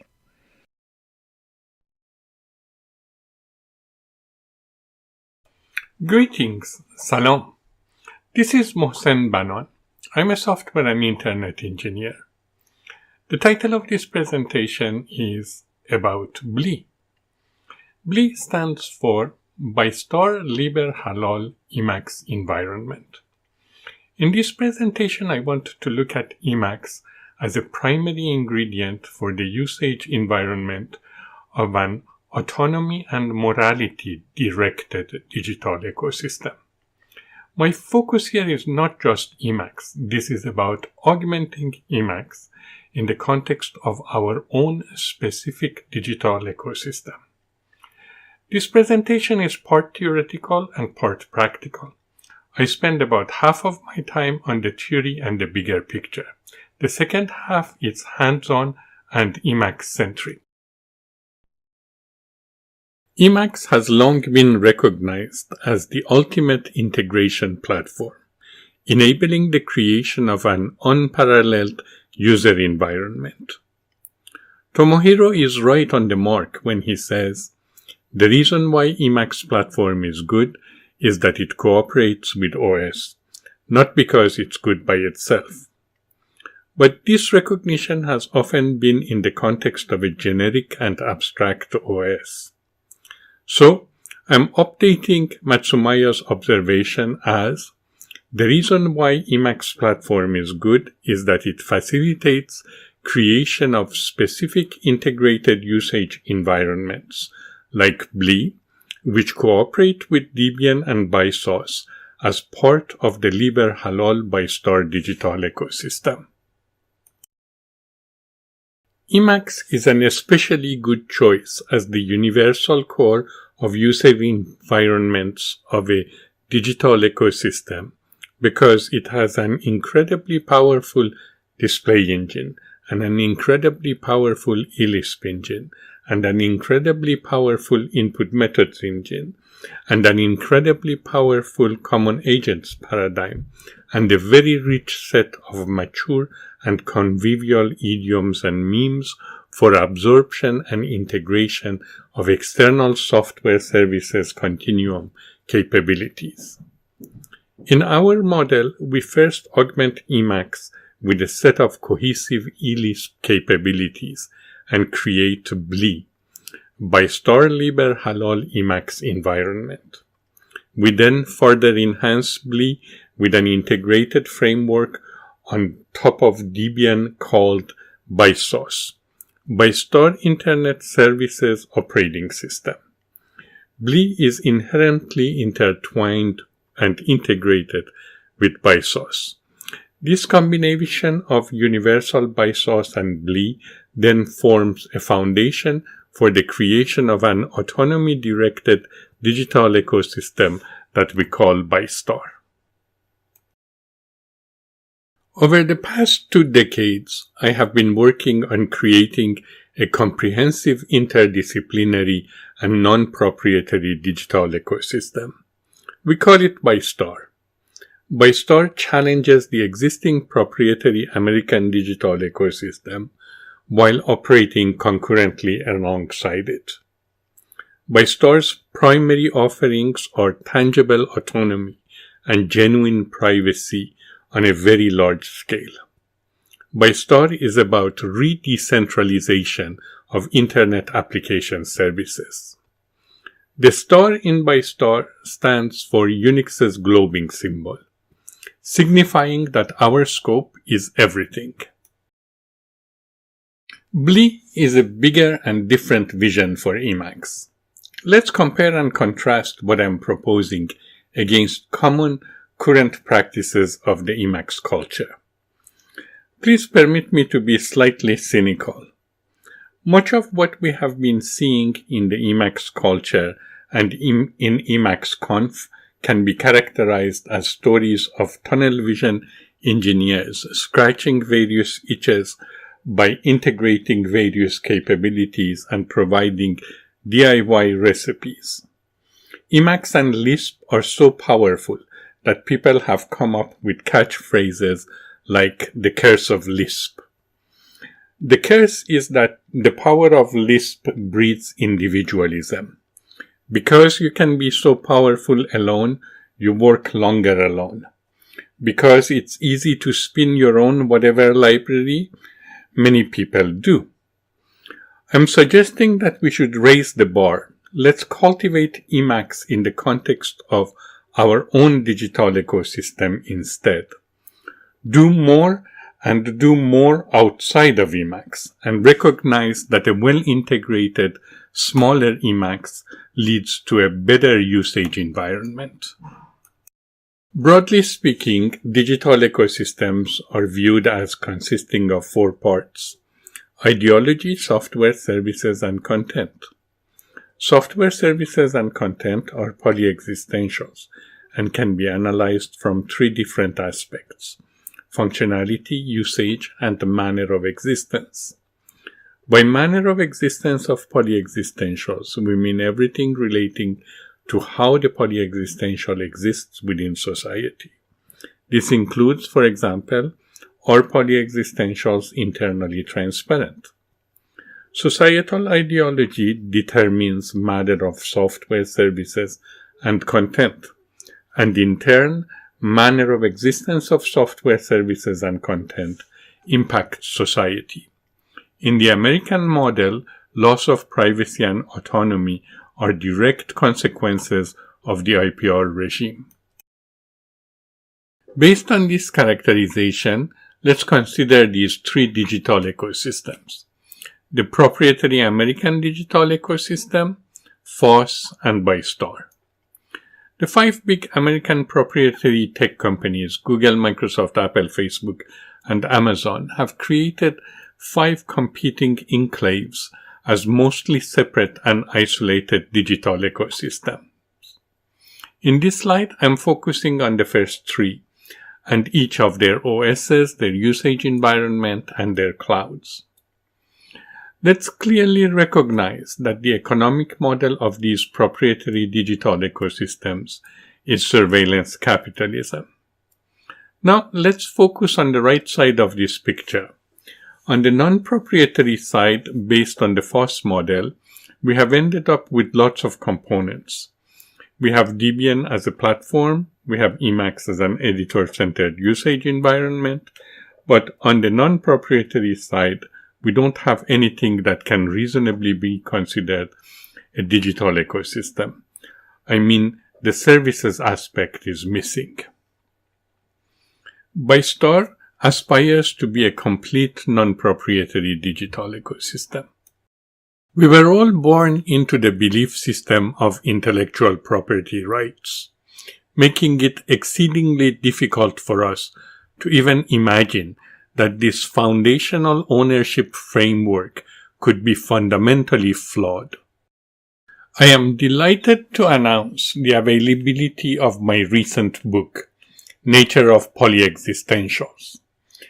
The full title of my book is Nature of Polyexistentials, Basis for Abolishment of the Western Intellectual Property Rights Regime, and Introduction of the Liber Halal ByStar digital ecosystem.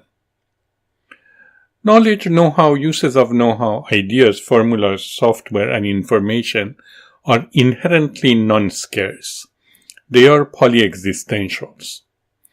Unlike monoexistentials, which exist in singular, polyexistentials naturally exist in multiples. What is abundant in nature is being made artificially scarce through man-made ownership rules called copyright and patents. Let me provide a brief overview. This book is divided into 5 parts. each representing a layer of interest to you and to our societal policymakers. Part 1, the philosophical layer, delves into the concept of polyexistence. In this part, I introduce, for the very first time, the concept and terminology of polyexistentials. The topic of restriction of polyexistentials and the Western IPR is one and the same. Comprehending polyexistence invalidates the Western IPR model. We are living inside of an ownership fallacy. The Western IPR regime is a sin of our times. Part 2 is the pathology layer. Over the course of the past 2 centuries, numerous theories have been proposed to justify intellectual property. In this part, I offer my perspective on the weaknesses inherent in each of these theories. Part 3, the ethics layer, focuses on contours of cures. Having dismissed the Western intellectual property rights regime as an erroneous governance model for polyexistentials, I propose the Liber Halal model of governance of polyexistentials towards facilitating conviviality of tools. Part 4, the engineering layer, introduces the Liber Halal by Star digital ecosystem as an ethical alternative to the prevailing proprietary American digital ecosystem. Part 5, the sociology layer, delves into formulation of Liber Halal-oriented societal policies. It's evident that the abolishment of intellectual property carries significant consequences. In this part, I present my thoughts on this particular dimension for Eastern societies. For Western societies, I confine myself to inside of IPR strategies. You can think of this book as being in 2 volumes. Our focus is BLE in volume 2. But as our blueprint needs to be interdisciplinary, there are some key concepts of volume 1 that I want to briefly discuss here. Volume 1 deals with the general concept of polyexistence and invalidity of IPR. In chapter 11, I introduced the very sensitive and potent vocabulary of halal and liber halal. Volume 2 is backed by software and internet services. Content of this book belongs to all of humanity, and verbatim copying of it is unrestricted. If you want to read it, this book is yours. The Nature of Polyexistentials book is available both online and in print. This book is available as 2 editions, the US edition and the international edition. The US edition is written with a slightly milder Western unfriendly tone, while the international edition includes additional original content in Farsi. I consider the international edition to be the authoritative version. However, many readers in the US and Western countries may prefer the US edition. I maintain separate Git repositories for each edition on GitHub. US edition is BXPLPC 120.033 and international edition is BXPLPC 120.074. Cloning these repositories will give you access to the book in PDF format, suitable for both A4 and US leather printing, and in EPUB format. Alternatively, the content can be downloaded directly from your browser without needing to clone the repositories.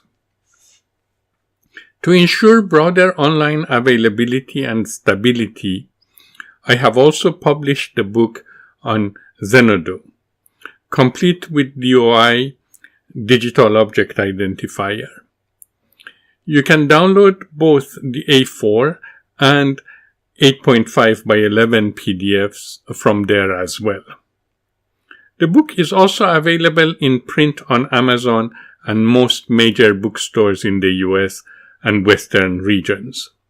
The ISBNs for both editions are included in this slide. Additionally, I have published this book in Iran through Jangal Publishers. I did not write this book for profit. My aim is to share my thoughts and encourage readers to engage with my views and ideas. Your feedback is welcome, and I am genuinely interested in hearing your perspectives. In Western markets, I have priced the print edition somewhat above production costs. If you find value in the book and the BuyStar project, purchasing a copy will help support my work. Thanks in advance for your support. And here are the same links as a native reveal slide.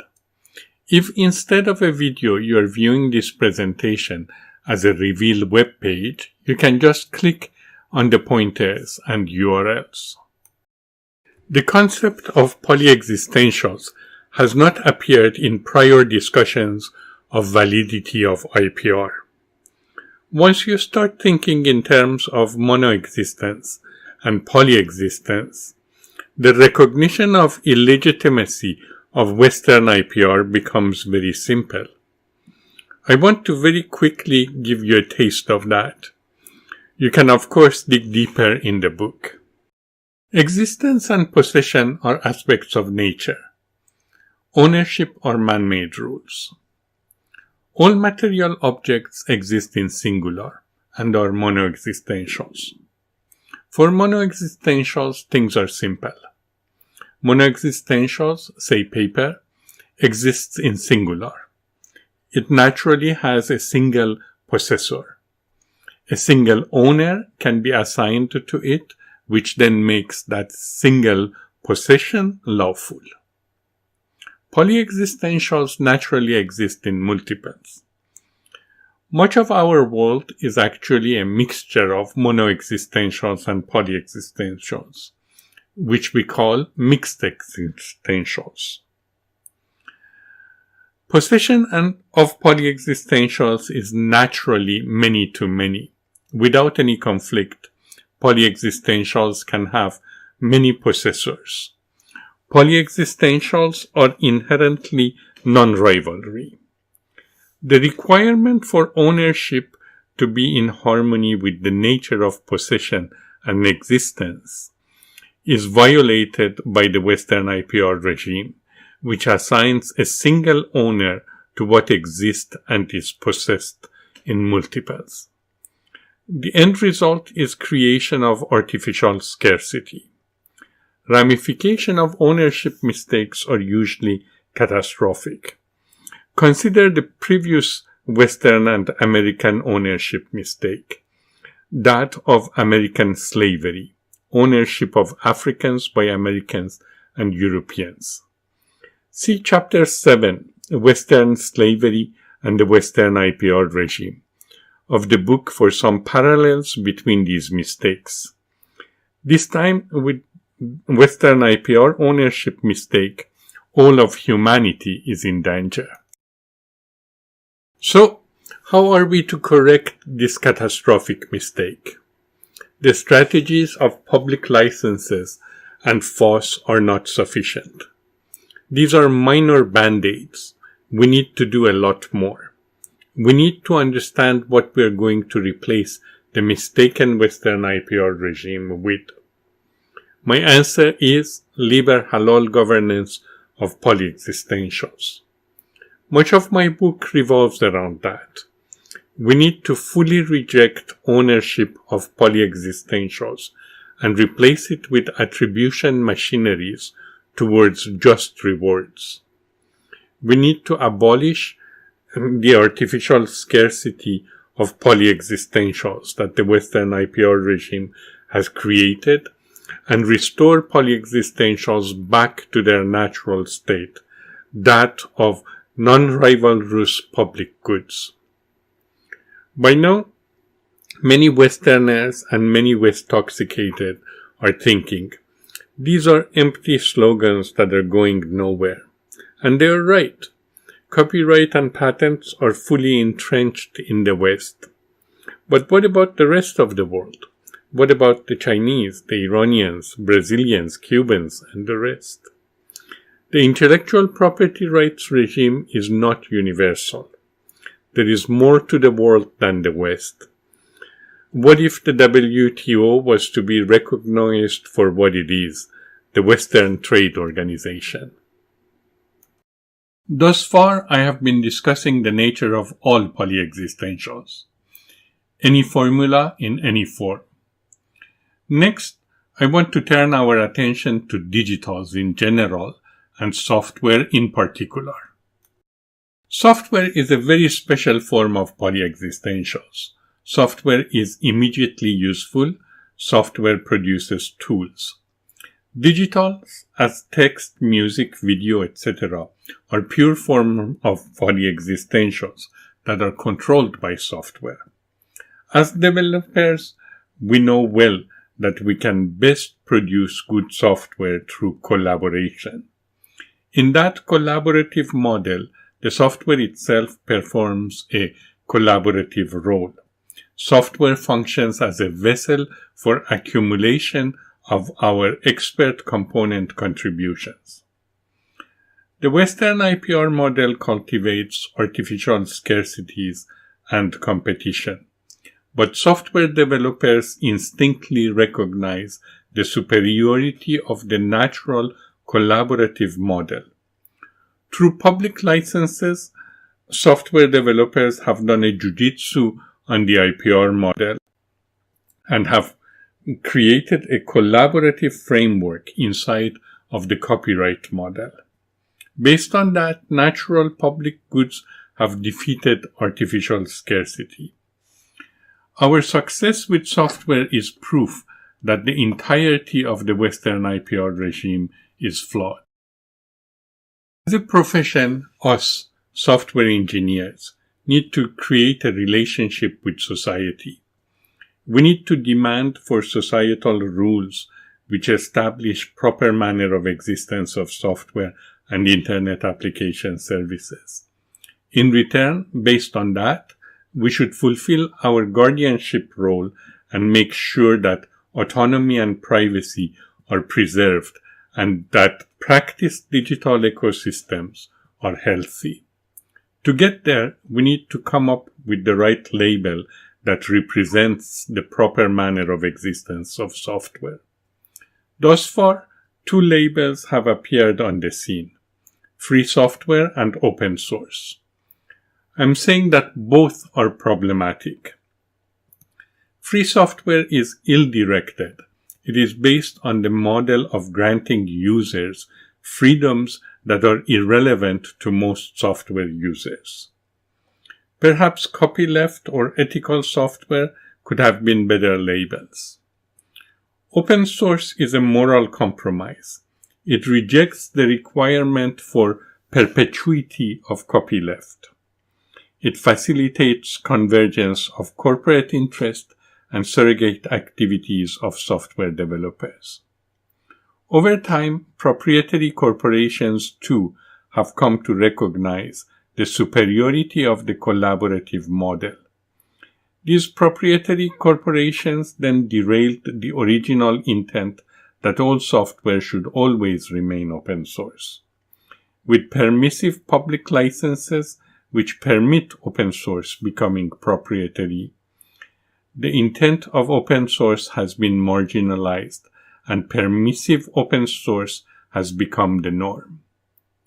I expand on all of this in Chapter 12, Digital Non-Proprietary Movements. Instead of free software and open source, the label that I introduce is Liber Halal. The Liber Halal label is distinct and different from FOSS labels. As an inside of IPR strategy, the Liber Halal label maps to a single public license, the Affero GPL. In the Liber Halal model, it's not up to the developer to choose their own licenses. There's only one correct license that conveys the liber halal manner of existence of software. Also, unlike the false labels that dance around the validity of the Western IPR regime, the liber halal label recognizes the invalidity of the Western IPR regime, calls for abolishment of the Western IPR, and suggests various outside of IPR strategies. See Part 5, Formulation of Societal Policies for details. Furthermore, unlike FOSS, which is just software-oriented, the liber halal label goes beyond software and also applies to Internet application services. In many ways, software is yesterday's news. Much of what we are experiencing today is in the form of Internet application services. Internet application services provide remote access to execution of software. As such, much of FOSS has become proprietary Internet application services, as AFERO-GPL is rarely used. This is why the liber halal definitions and labels span software and Internet application services. Based on the interdisciplinary stage setting that the Nature of Polyexistentials book provided and the BISTAR blueprint that we reviewed, we can now focus on BLE. Think of BLE as a layer on top of Emacs, and think of BISOS as a layer on top of Debian. Let's bootstrap raw BISOS and raw BLE. Starting from scratch, get yourself a fresh copy of Debian 12. Then go to github.com/genesis start. The readme.org file at that GitHub repo is same as chapter 18 of the book. We will next run raw_bisos.shell. But prior to that, let's take a quick look. This bootstrap script will do a lot as root on your fresh Debian. It's best to first try it on a disposable VM. Raw_bisos.sh adds the current Debian user to sudoers.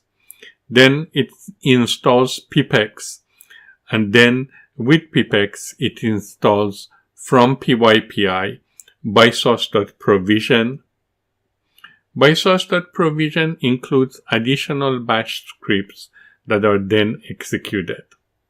Full installation involves setting up various accounts, group various directory hierarchies, lots of apt packages, and lots of Python packages from the BISOS namespace. If you're ready, copy and paste this line and run it. You will be prompted for the root password. Then be patient. Full installation can take 15 minutes or so. The logs of this script are captured in raw_bisos datetagged log.org. What has been installed on your system are raw_bisos and raw BLE. The universality of Debian lets us build on BISOS and BLE, both in the usage environment and the service environment. With Emacs 30 now available on Android, and with Termux apt packages infrastructure in place, it will be very viable to port BISOS and BLE to Android. We have not done so yet. We're waiting for Emacs 30 to mature up. This is BISTAR's mobile second strategy. Upon completion of the bootstrapping process, you end up with raw BISOS and raw BLE. You then need to relog in, at which point you notice that a new account called BISTAR has been created. BISTAR is the default usage account. Let's log into it. You will see a customized BISTAR GNOME desktop. You will also notice a BLE startup icon. Let's use it and start BLE. Notice that the Emacs splash screen has been replaced and also note that the splash screen is in org mode. All the original Emacs splash screen info is kept under About Emacs. Let me enlarge the screen. Now we can live inside of BLE. Notice that the top drop-down Emacs menus have been augmented. Everything to the left of the File menu is new. Notice the Panels menu. More on these later. Now let me get myself a shell and run tail/etc password. Notice that a number of new accounts have been created, notably by source, by star, and BPO delimiter. Let's next cd to by source. Everything related to by source is in here. The rest is as Debian was. Let's take a look at /bysource BLE env3. All the ELISP code for BLE is in here. For now, BLE is layered on top of Doom. Raw bysource and raw BLE are starting points. They are meant to be customized. Let's next see how that is done. Raw bysource and raw BLE are foundational layers. They can be augmented in a variety of ways.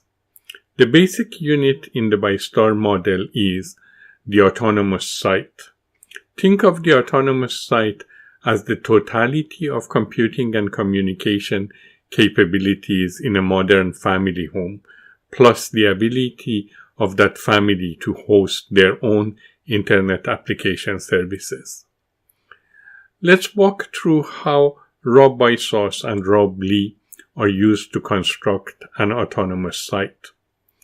BySource augmentation model is based on BySource capability bundles, BCBs. Raw BySource can be augmented to become a virtual machine hosting service. From there on, we can use reproducible images to implement the infrastructure of sites. Two key services are the Site BPO GitLab server and site registrars. With these in place, we can facilitate self-hosting, which in the BySource model is called Possession Assertable Lever Services. These topics and these concepts are described in Chapter 17, Technology of ByStar, BySource. The concepts of service portability, service possession assertion, autonomous site, and inner, outer, and exposed rims of autonomous site are fundamental to ByStar. These are shown in this figure as network abodes. Chapter 17 of the book provides more details. BLE introduces a number of new concepts that augment Emacs. Some of these are intertwined with BySource and ByStar, but some are not. Here I provide some examples of these new general concepts. We love Emacs and we love Unix because their design is convivial. By convivial, I'm referring to Ivan Illich's concept and terminology of tools for conviviality. It was first published in 1973. It's a must-read. A goal of the design of the ByStar digital ecosystem is to enlarge aggregated conviviality. Here, let's start by reviewing the idioms and memes that have made Emacs and Unix so very convivial, and some of the key idioms that have augmented them over the years. I'm showing them as Linux++ and Emacs++. For the most part, these two philosophies have not been combined. They were developed and have evolved mostly separately. Think of BySource idioms as an extension of Linux++ idioms, and think of BLE idioms as an extension of Emacs++. Then intertwine BySource and BLE. This aggregated convivial tools powers by star. Let me first explain what I mean by aggregated convivial tools, and then let me give some examples. Here is a key sentence from Illich's Tools for Conviviality 1973 essay. Convivial tools are those which give each person who uses them the greatest opportunity to enrich the environment with the fruits of his or her vision. Proprietary manner of existence of software makes them industrial. Liber halal manner of existence of software is a prerequisite for conviviality. The concept of org dynamic blocks is very powerful, but why should they be primarily used in org mode? I say let's generalize them to Emacs dynamic blocks. Have defaults for org-dblock start RE in every relevant mode and use them everywhere. BLE does that. In programming languages, dynamic blocks can be used as visible macros. For those of us who live inside of Emacs, enhancing programming with org mode capabilities is awesome, incredibly awesome. This can be done in two ways. One, with literate programming and org babel, and two, with traditional surrounded programming and Comiga. Comiga stands for Collaborative Org Mode Enhanced Emacs Generalized Authorship. It's just an acronym that I have come up with. Literate programming and org babel are well established. There is a related talk in EmacsConf 2024 titled Literate Programming for the 21st Century. Comiga is the inverse of org babel. I prefer Comiga over org babel because I prefer traditional surrounded programming over literate programming. To each his own. This is not about that debate. This is about mixing your programming mode with org mode. Much of BLE and BISOS are implemented in Comiga. Almost all of our eLisp, Python, Bash, and LaTeX work uses Comiga. Full and proper use of Comiga requires polymode. Let's call that polycomiga. But Emacs's polymode is work in progress, particularly now with the new 3-sitter. So in the interim, my usage of Comiga has been in the form of toggle Comiga, where I manually switch between the programming mode and org mode. For me, this has proved to be a fine interim solution. In Emacs, the way that we have been dealing with documentation and information retrieval is archaic. Man pages, TechInfo, helpful mode, and convention-based doc strings are old and limited. In BISOS and BLE, we use BLE panels for all kinds of documentation. Let me show you some examples. Two fundamental autonomy-oriented capabilities that ByStar offers to individuals are email and content generation and publication. I'll give a quick overview of these two important capabilities. At the EmacsConf 2022, the title of my presentation was Revisiting the Anatomy of Emacs Mail User Agents. In that presentation, I gave a brief overview of BISOS MARMI, multi-account resident mail exchange environment, and BLE GNUs. In ByStar, these are typically paired with byname.net autonomous email services. Content production and self-publication is a foundational BLE and BISOS capability bundle. Both this presentation and the Nature of Polyexistentials book were developed with BLE LCNT. The original text is always in Comiga LaTeX, LaTeX augmented by org mode. This is the inverse direction of exporting LaTeX from org mode. For typesetting, the LaTeX syntax is far more powerful than org mode. And with Comiga LaTeX, you can also benefit from all that org mode offers. For presentation screencasting, the original text is then augmented in layers by images, audio voiceovers, screen captures, videos, and captions. The Beamer LaTeX file is then processed by both LaTeX and Hevia. LaTeX-produced slides are then absorbed in HTML by Hevia as images. Hevia is a LaTeX to HTML converter. Hevia output is destined to be dispensed by reveal.js.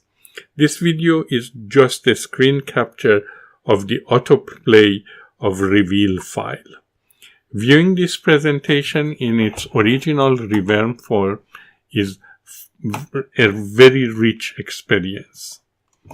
All of this involves a whole lot of integration scripting. In raw BySauce, these scripts are in BySauce core LCNT bin.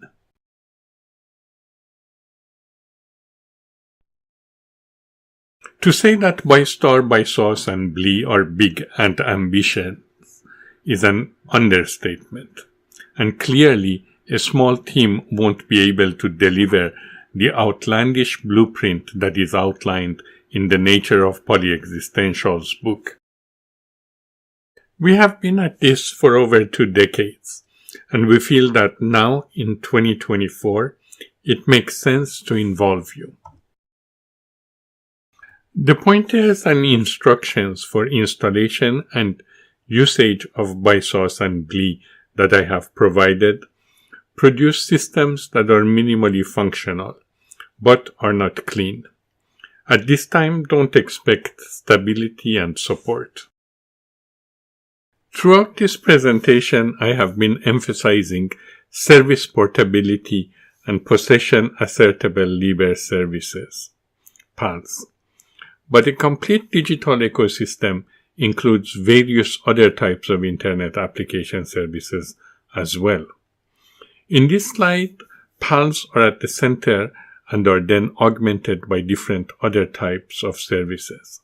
In the ByStar model, equivalent of Facebook-style application services are called interautonomous interactions.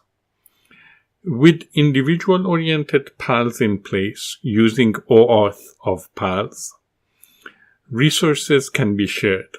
Based on that, we can then structure interautonomous interactions while preserving much privacy. Any blueprint for a digital ecosystem must also consider the economic and business dimensions. Chapter 13, Polyexistential Capitalism, delves into proper economic models for polyexistentials. The concept of attribution-based economics, which has been discussed in this forum before, is included. Chapter 21, Private Sector Strategies, ByStar Open Business Plan, deals with the business dimension of ByStar. What if, in addition to being ethics-oriented, the entirety of this book could also be considered a sophisticated business plan? Are there any venture capitalists that use Emacs? Here is a set of relatively complete domains and links for digging deeper.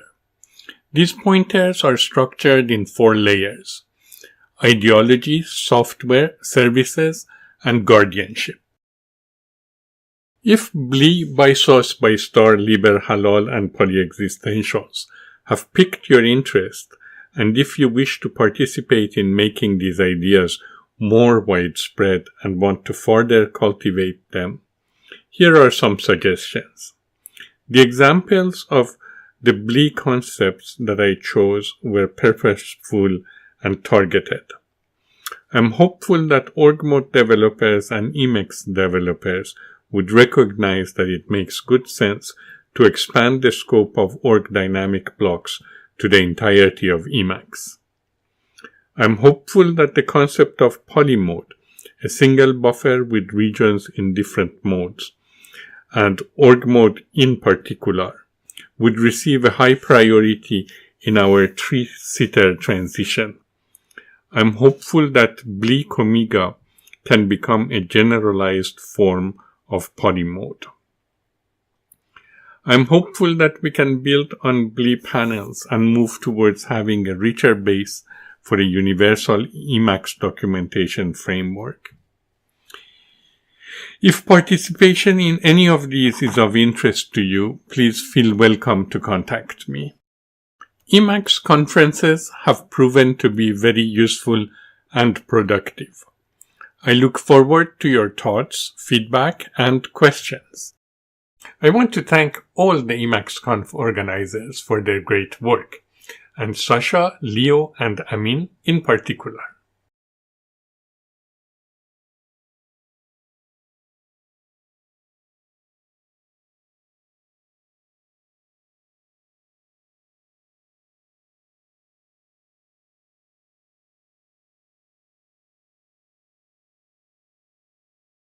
And I believe we are live. Hi, Martin. How are you doing? Hello, Leo. I'm well, thank you. Thank you for the talk. I mean, it was a fairly long one, and we had two very distinct parts. One which dealt with a philosophy of liberal software, and then the application, obviously, of PySauce. So thank you so much for the presentation. Before we get started with the question, and for the record, we have about 14 minutes of question time. Is there anything that was that you'd like to add on top of your presentation, something that perhaps would not have fit in the actual presentation format? Sure, but prior to that, félicitations à tous les Français pour le rouvrir de Notre-Dame. Thank you. I'll say thank you because I'm a francophone and I'm also French, but okay. So a few things have come up in various other talks that kind of EmacsConf 2024 talks that kind of dovetail with what I was saying.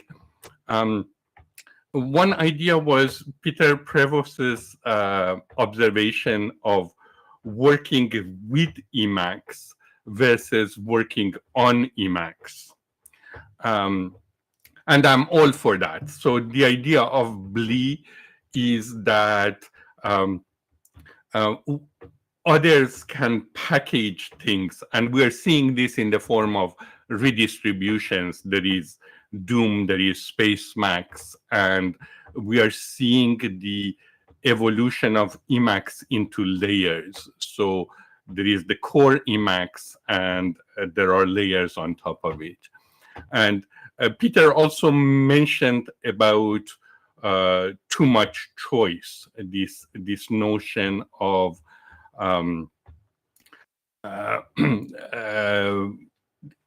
not always too much choice is the right thing to have.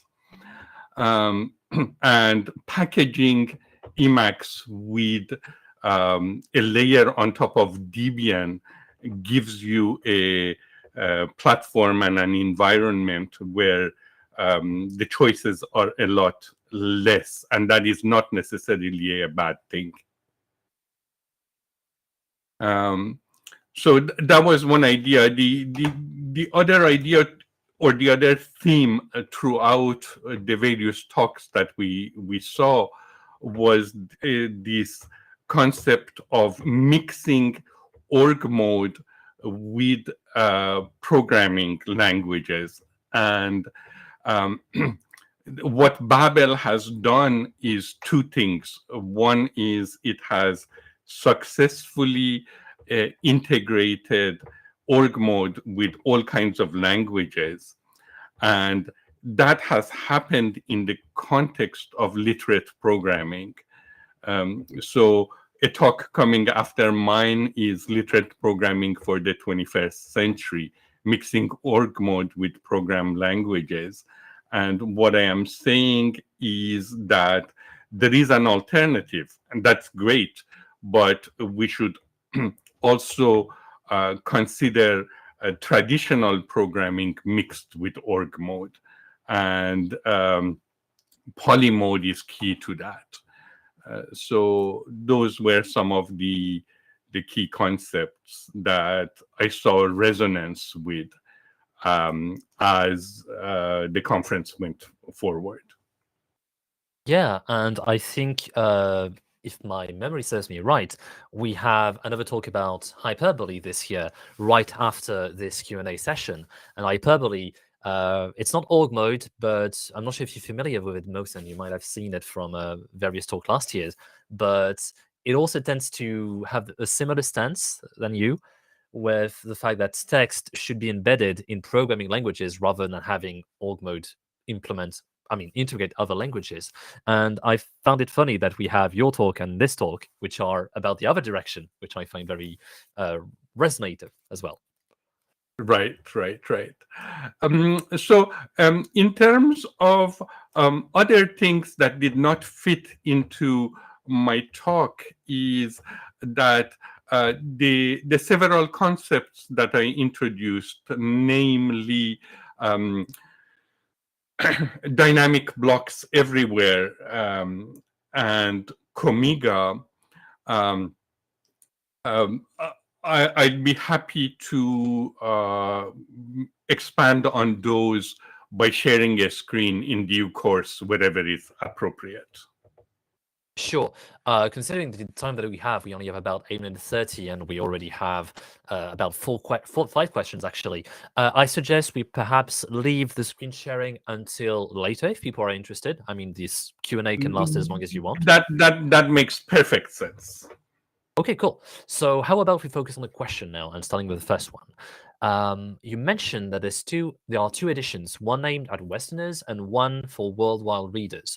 I'm from Brazil. Which edition would you recommend? It's a Western country, but you didn't make the distinction exclusive for the second edition, so I thought it would be better to ask. Right. So definitely, I would say for everybody who is on this conference, the international edition is the right choice. In this book, I take some aggressive stance against intellectual property, and I link that specifically to the American culture. So there are pieces in the book where the typical American audience may be offended. And if your skin is thick enough to deal with what I consider reasonable criticism, then the international edition is definitely the better choice. Right. So, yeah, edits, I believe you also mentioned it pretty much exactly the same thing in your talk. So if you need to review, just watch the talk, and I think Mohsen also provides extra information about this. Moving on to the second question.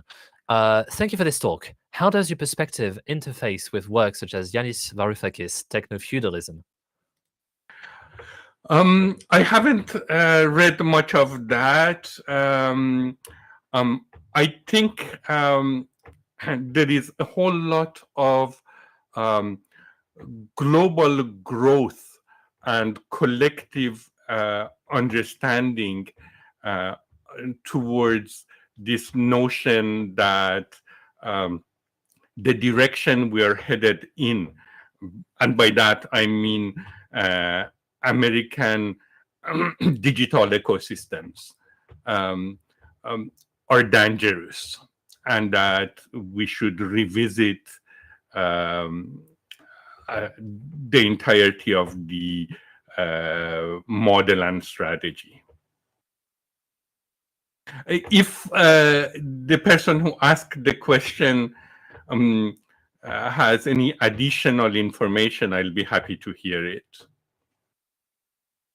Sure. We'll see if the person actually comes back to this. All right, in the meantime, moving on to the next question. To what extent do you agree that the introduction of proprietary systems in education creates an environment for exploitation, whilst at the same time diluting the learning value of the curriculum? My computing education at school amounted to learning how to use the Microsoft Office suite, i.e. the opposite of lasting open knowledge.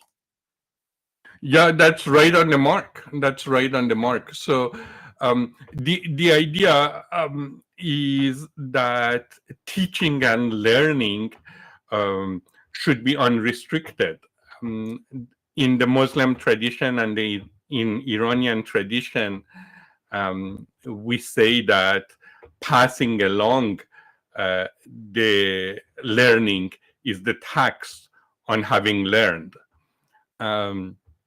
So absolutely, I think it makes very little sense for the proprietary Microsoft software to be used as part of education. So the question is right on the mark. Okay, great. Let me just take a note of this. All right, so moving on to the next question. As a specific example of how ownership is not something clean, look at the Star Trek Picard series. They continuously asked Patrick Stewart to come to do another Star Trek series, but it wouldn't, because Star Trek changed from what it used to be, at least until they came up with a series that honored what Star Trek used to be. Does this intersect?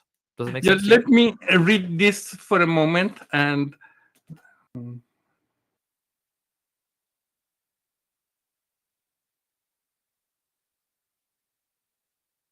Oops.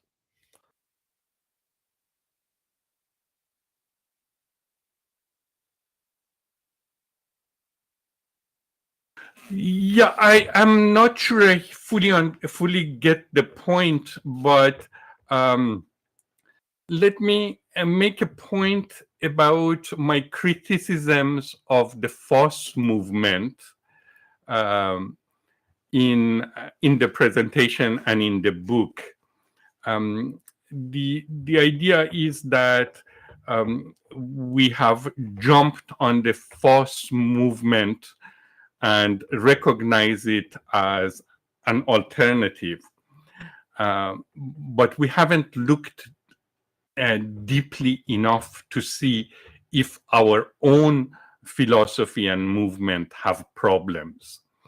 The problems that I note is that the FOSS movement does not recognize clearly and explicitly that the entirety of the intellectual property rights regime is flawed. The second piece is that it's only now that we are seeing the FOSS movement is broader than the Western world. The third problem is that the labels of free software and open source are not necessarily correct. The fourth problem is that we are not paying enough attention to establishing a relationship with society. So there's a whole chapter in the book dedicated to this topic. What I'm not sure about is if I got the point of the question correctly. So again, if the person who asked the question could clarify, I'll be happy to further expand. Okay, considering the time, we only have about 1 minute to 10 seconds until we go. So what we're going to do, as we usually do, Mohsen, is that we're going to move the stream onto the next talk. And if you want to take a little bit of time in this room to answer the question, I'm putting a link to the pad in the BBB chat, so you can open it on your end. But as we are still live for 15 more seconds, do you have any last words? Keep up the good work. Those would be my last words. That the free software and the open source and Emacs are a very valid strategy. for inside of IPR resistance. And thank you, Leo and Sasha and the rest of the folks for this wonderful yearly event. Well, thank you so much, and it's always a pleasure to have you, and thank you for your thankings. So we'll be moving to the next talk in 10 seconds. Martin, thank you so much, and I'll see you later. Thank you. Bye-bye. Bye. Next, we have Fun Things with GNU Hyperbole by Mats Lidell. He will answer questions via web conference. You can join using the URL from the talk page or ask questions through Etherpad or IRC. Hi Emacs Conference. I'm Mats Lidell. I'm the maintainer of GNU Hyperbole together with the author Bob Weiner. The title of the talk is Fun Things with GNU Hyperbole. With that, I intend to cover a different set of small things that is in the package. So this will not be a tutorial of Hyperbole. For that you have to look for other sources. And this is a short talk, so let's get started with the first thing. So we're going to talk about scrolling and with the subtitle using the end of line. If you're new to Hyperbole, you need to know about the action key and assist key. The action key is bound to meta return and the assist key is bound by default to meta return with the prefix argument. So both of these keys are used for performing actions on different contexts.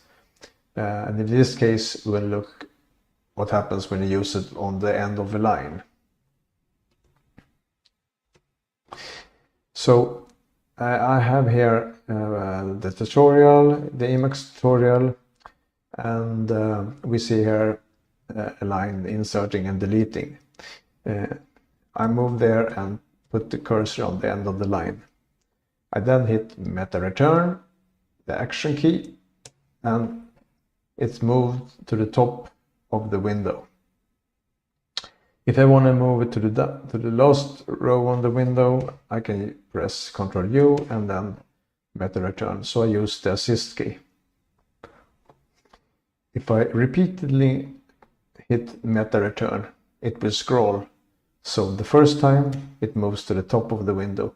But if I at the top of the window hits meta return again, it scrolls.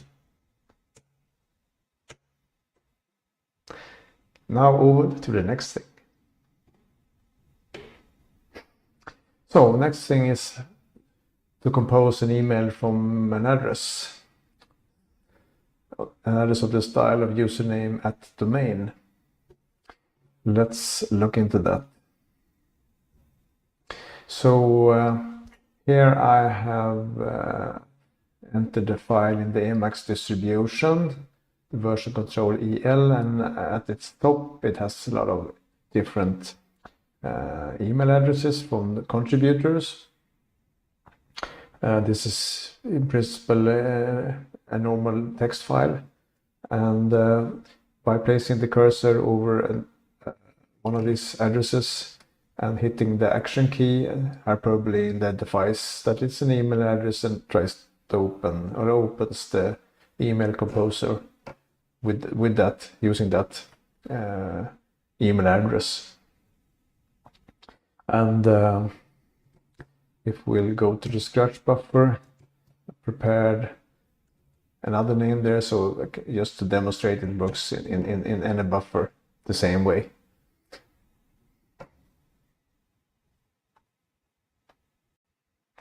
The next fun thing is insert implicit link. I'm going to give you an example with email, how to share an implicit link with someone. An implicit link is a text pattern, just as we saw with the email address, something that Hyperbole recognizes just by how the text looks. So here we have the example we have started with writing an email to the user at domain, and in the other window below, the version control EL file is open. It's now opened within the search path, the load path, so that's why it's compressed. And I want to tell my friend about the credit section. So first, the cursor is placed here at the credit section. I move over to the other window and I use the hyperbole menu system. So by hitting Ctrl H, I go into the menu system. I press I for getting an I button, implicit button, and I press L for creating a link. And there you have the link.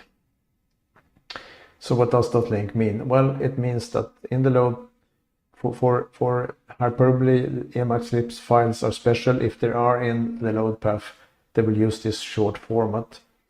And at the end, you have the L for the line number 24 and the C for the column. So if I hit the action key on this line, you can see that the cursor moves over to the credit section. We can remove that file just to make sure that it works, and move the cursor a little bit and hit alt return again, or meta return, and we moved over there. So given that the receiver has a similar setup with Emacs, etc., that link will work there as well.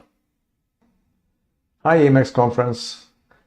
It's a new recording day. The sun is shining. I'm wearing a new t-shirt, but we're still cracking on with fun things in hyperbole. Our next subject is window grid. So with hyperbole, it's easy to create a grid of windows. I'm going to show how you can do that, and also moving on, I'm going to show how you can use DIRED or iBuffer to select what buffers to show in the grid. And I will also show how you can save configuration for use later. You reach the window grid functionality through the hyperbole menu system. So Ctrl H, screen. There you have two submenus, frame control and window control. The grid functionality is part of both of these submenus. You can select either, but I go with window control here. And down to the left, we see the at character and the grid of windows. So hit at. And I'm prompted with the number of columns and rows for the window grid, which I select 3x3 grid. And we get the 3x3 grid, and it's populated with buffers I have loaded in Emacs.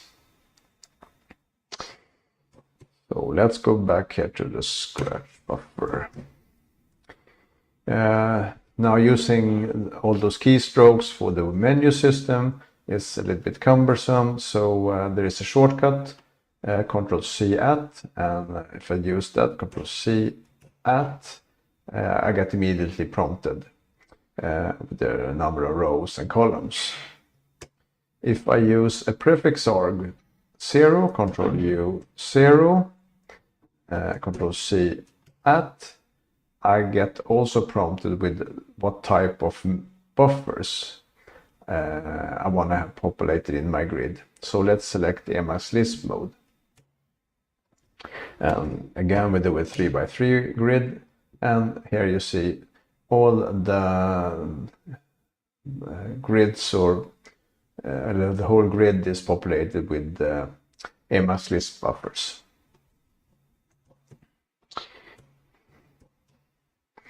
To get even finer control, you can go into iBuffer, and I have pre-selected here all the Emacs Lisp files I have.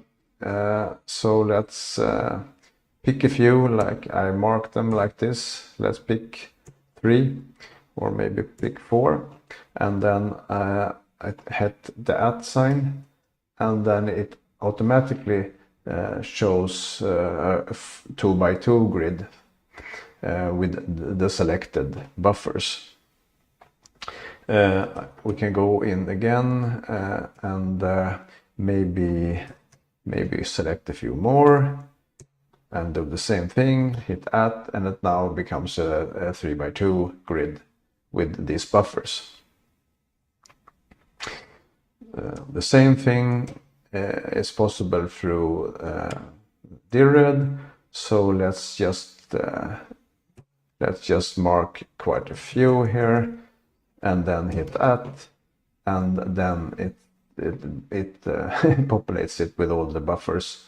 And you see that if it's not enough buffer to fill the whole grid, there are blank grids or rectangles in the grid. Now going back and forth like this, maybe if you want to work on some file and then go over to DIRED again to select this, can be a little bit cumbersome. You maybe have prepared a grid with the buffers you want to have there.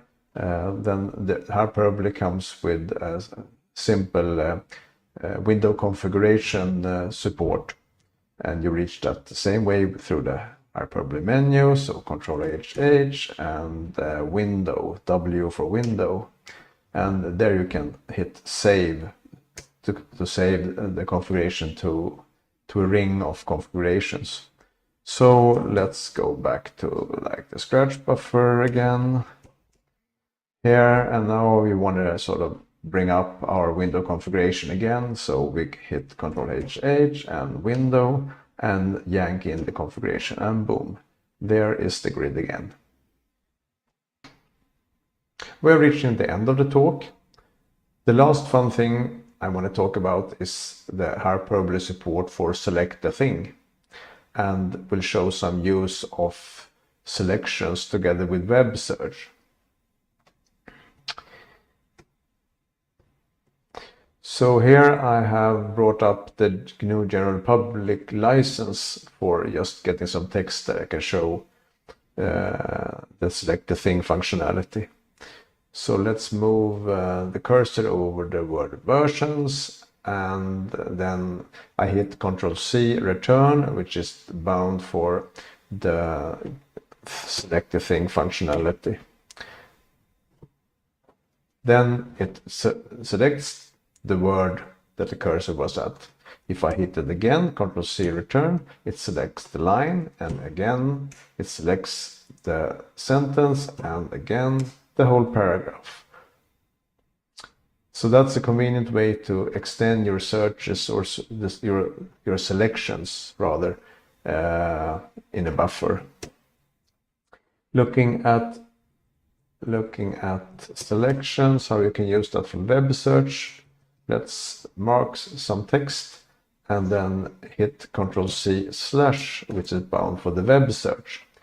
Here you see the hyperbole menu system again. It's slightly customized with things that I use, but the basic menus are the one supported by hyperbole. So let's look at searching DuckDuckGo, and it then populates the prompt with the selection. And I have configured it so it uses my Firefox for these searches. Here we have the GNU General Public license shown. I can also show that for like me, being not a native English speaker, let's look what take away your freedoms means in Swedish. So Ctrl+C/, and then I hit translate. Take away your freedom, yeah, what's the translation for that? Yeah. Using Google Translate, I get it translated to Swedish.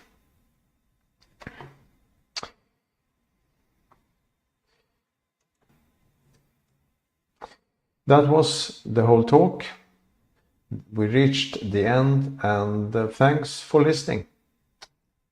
Bye.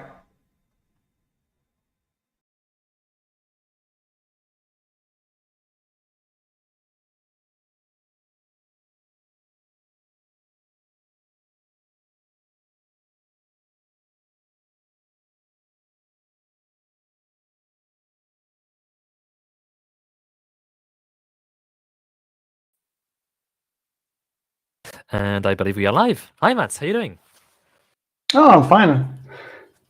It's a pleasure to see you again after last year. And I was trying to think about it.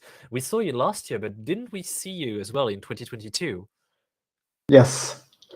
This is my yeah. third year. Yeah, well, so thank you for being a regular at EmacsConf. It's always a pleasure to have you chat about hyperbole. Although I think you're the only one chatting about hyperbole this year compared to last year.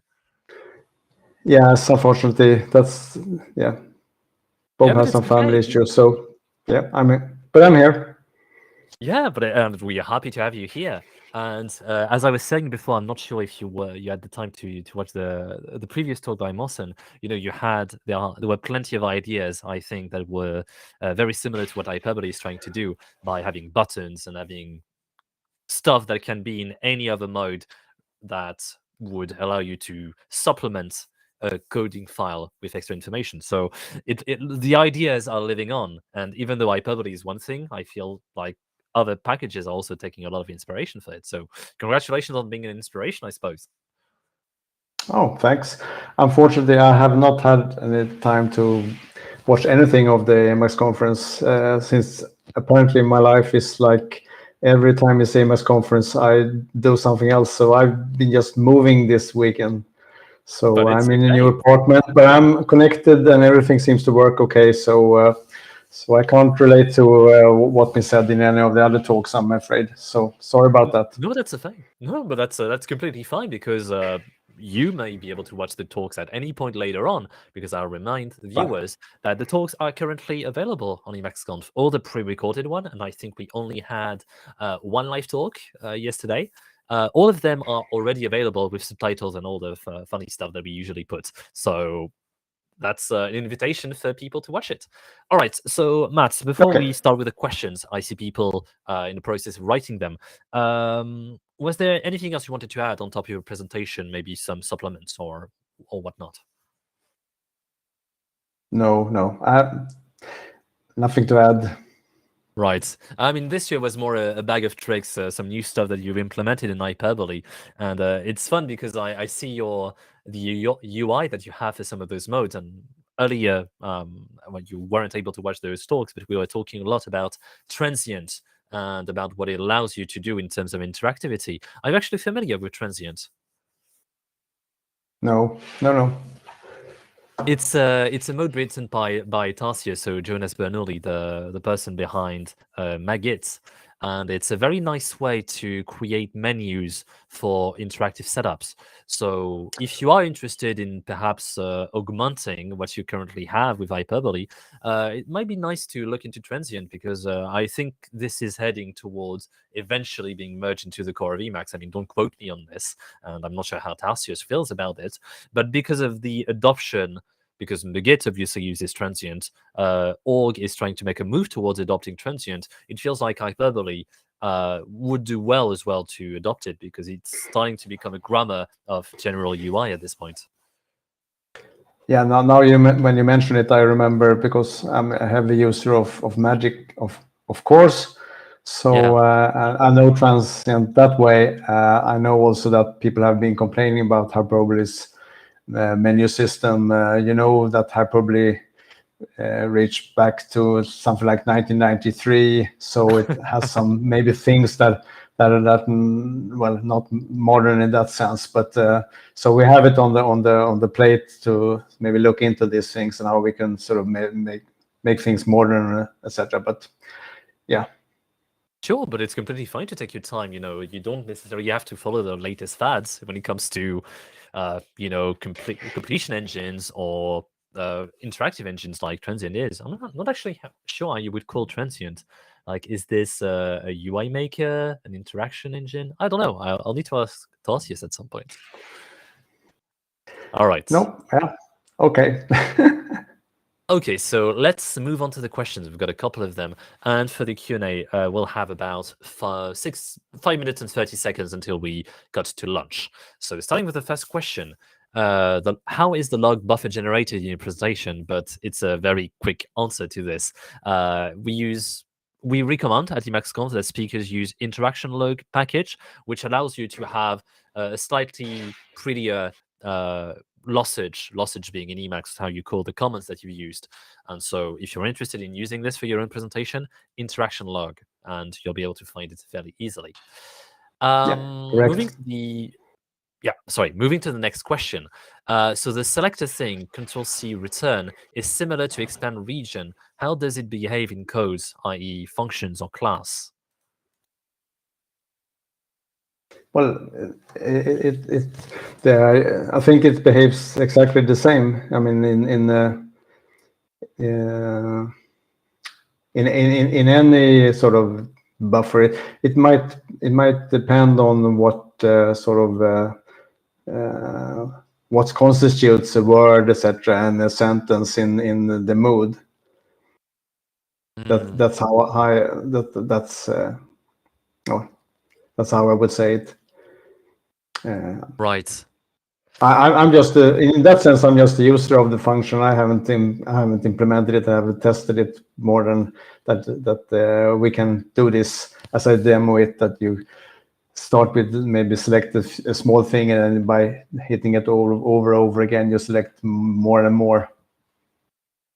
Yeah, but it's completely fine sometimes to merely be a user of something, you know. It's easy. It's a testament to how amazing Emacs is, because everything is written in Lisp in the background, that as soon as you start becoming a maintainer of something, you kind of expect it to just be able to understand everything else. And whilst it's technically true, the limiter here is the amount of time that you can invest looking at the definitions, understanding what they do. And sadly, we don't have the time to do all of this. And especially with hyperbole, which is obviously interacting with major modes in something that is more involved, that org mode, for instance. We do have another question. So I know you hyperbole devs are active and interested in sharing and interoperating with other Emacs tools. What is a recent tool that you find exciting to think about using in combination with hyperbole, or would like to suggest using in combination with it? Well, lately we've been focusing a lot of sort of trying to make hyperbole work together with org mode in a good way, so they can sort of, I mean, the idea with hyperbole is not to be better than everything else, but more to be like the glue or spider that could integrate different modes in a good way together. So like being top of everything. And org is a very popular mode, and there are a lot of, you know, sub modes or whatever you can call it with org for information management, and we would want hyperbole to work together with org in a good way, so org users could sort of benefit from hyperbole as well. So we put in some effort in that, but I think there's a lot of way to go. There's much more that can be done there as well, because different modes can easily compete in a bad way in the details. So it's a little bit of a tricky thing, especially like we have this in hyperbole. We have this meta return for the action key, and that's also used in many modes. So we would really, in the best of worlds, we would like the Emacs to sort of come to some agreement on using of the meta return in a good way for modes to sort of be able to work and live together. Yeah, I mean, it's a tough thing to share the key bindings and the grammar of interaction between packages, because if you tell me meta return, I don't want you to touch meta return. For me, it's just inserting a new line and not having indentation at the start. And everyone is gonna have their own, you know, feelings and thoughts about this, so it's really hard to impose any kind of system on this. But I'm glad to hear that you're looking into interaction with org mode, because I remember the questions we were having on your first conference when people were asking, "Oh, I'm so glad that you're talking about hyperbole, because the only way I'm interacting with it is when people chat about org mode." And then whenever we had announcements about hyperbole, be it on Reddit, be it on Hack News, people would say, "But don't we already have org mode?" And we won't get into the topic again, because I think you've done a wonderful job of explaining the differences in previous years. And today, the conference also, your talk at the conference also made it obvious that it's doing something that org mode is not able to do. But ultimately, being able to interface between the two is something great. And I kind of wanted to ask you as well the question, because you haven't seen the talk, but yesterday we had the announcement that Yorichenko was becoming the new maintainer of org mode. So obviously, a new maintainer introduces idea of changes of philosophy and strategy and all this. Is this somehow on your end with Hyperbole inspiring you perhaps to also innovate in a sense, to maybe try to change the way some things are done?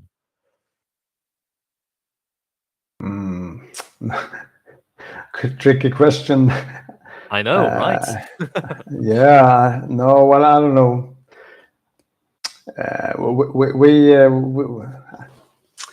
I don't know if it answers the question, but sort of we have this idea that we meet and work from our point of view, and then we pick up maybe details from the outside world. So Right. we're not sort of heavily looking into what happens in the rest of the world when it comes to Emacs and personal information management, etc. But we do pick up some ideas sometimes.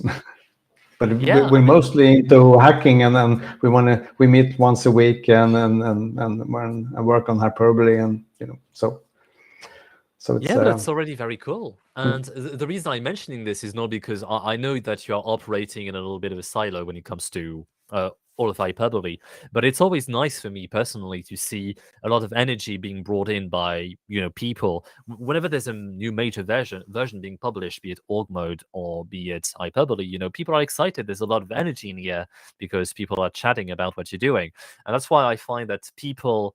A new maintenance ship for org mode actually benefits Hyperbole in a way, because you get a lot of excitement, a lot of people thinking and bringing ideas to the table, and I think it's a prime time to actually try. I'm using the word stealing, but in a very nice way. Stealing in terms of floss, stealing some ideas and trying to see if you can run with them on your own end. And that's also why I was suggesting Transient, because Transient looks like it's on its path to reach core at some point, and it would be nice if you had the idea early on to integrate with it, because it might save you time later on and make your user happy, because they can find the same grammar between the Git, between org mode, and between Hyperbole. All right. Is there? Yeah. I don't think. Yeah, go on, please. Yeah, I just want to add on that I mean, as an ultimate goal in the far distant, we would want sort of Hyperbole or Hyperbole type of functionality be part of the core Emacs. So in that sense, it's sort of totally sort of okay with us that different packages steal ideas and try to merge them into sort of the core system. Yeah. All right. I don't see any more questions, so I think we can move to close. Actually, we're 3 minutes over time, so I'm glad we managed to discuss a little more, but that's fine. Mats, do you have any last words? Oh, try it out. Okay, well, then you heard it, everyone. Just try it out. Try it out, and if you like it, you come join us on Sundays. Right, and every Sunday, well, if you do not know what to do, is an idea for you. All right, thank you so much, Mats, for coming again to EmacsConf, and we look forward perhaps to seeing you next year. Yes, I'll be there. Hopefully, I can see some of the presentations live then. Okay. That's okay. Great. You got the entire year to catch up on the ones you haven't seen this year, and next year maybe you'll have the time to catch another one live. All right. Yes. For the Great. folks watching, great. For the folks watching, we will be taking a break, 1 hour and 1 minute break. We'll be back at 1 PM EST, and I think if my UTC conversion is working right, it should be 6 PM UTC. So at least in 1 hour. All right. See you in a bit, folks.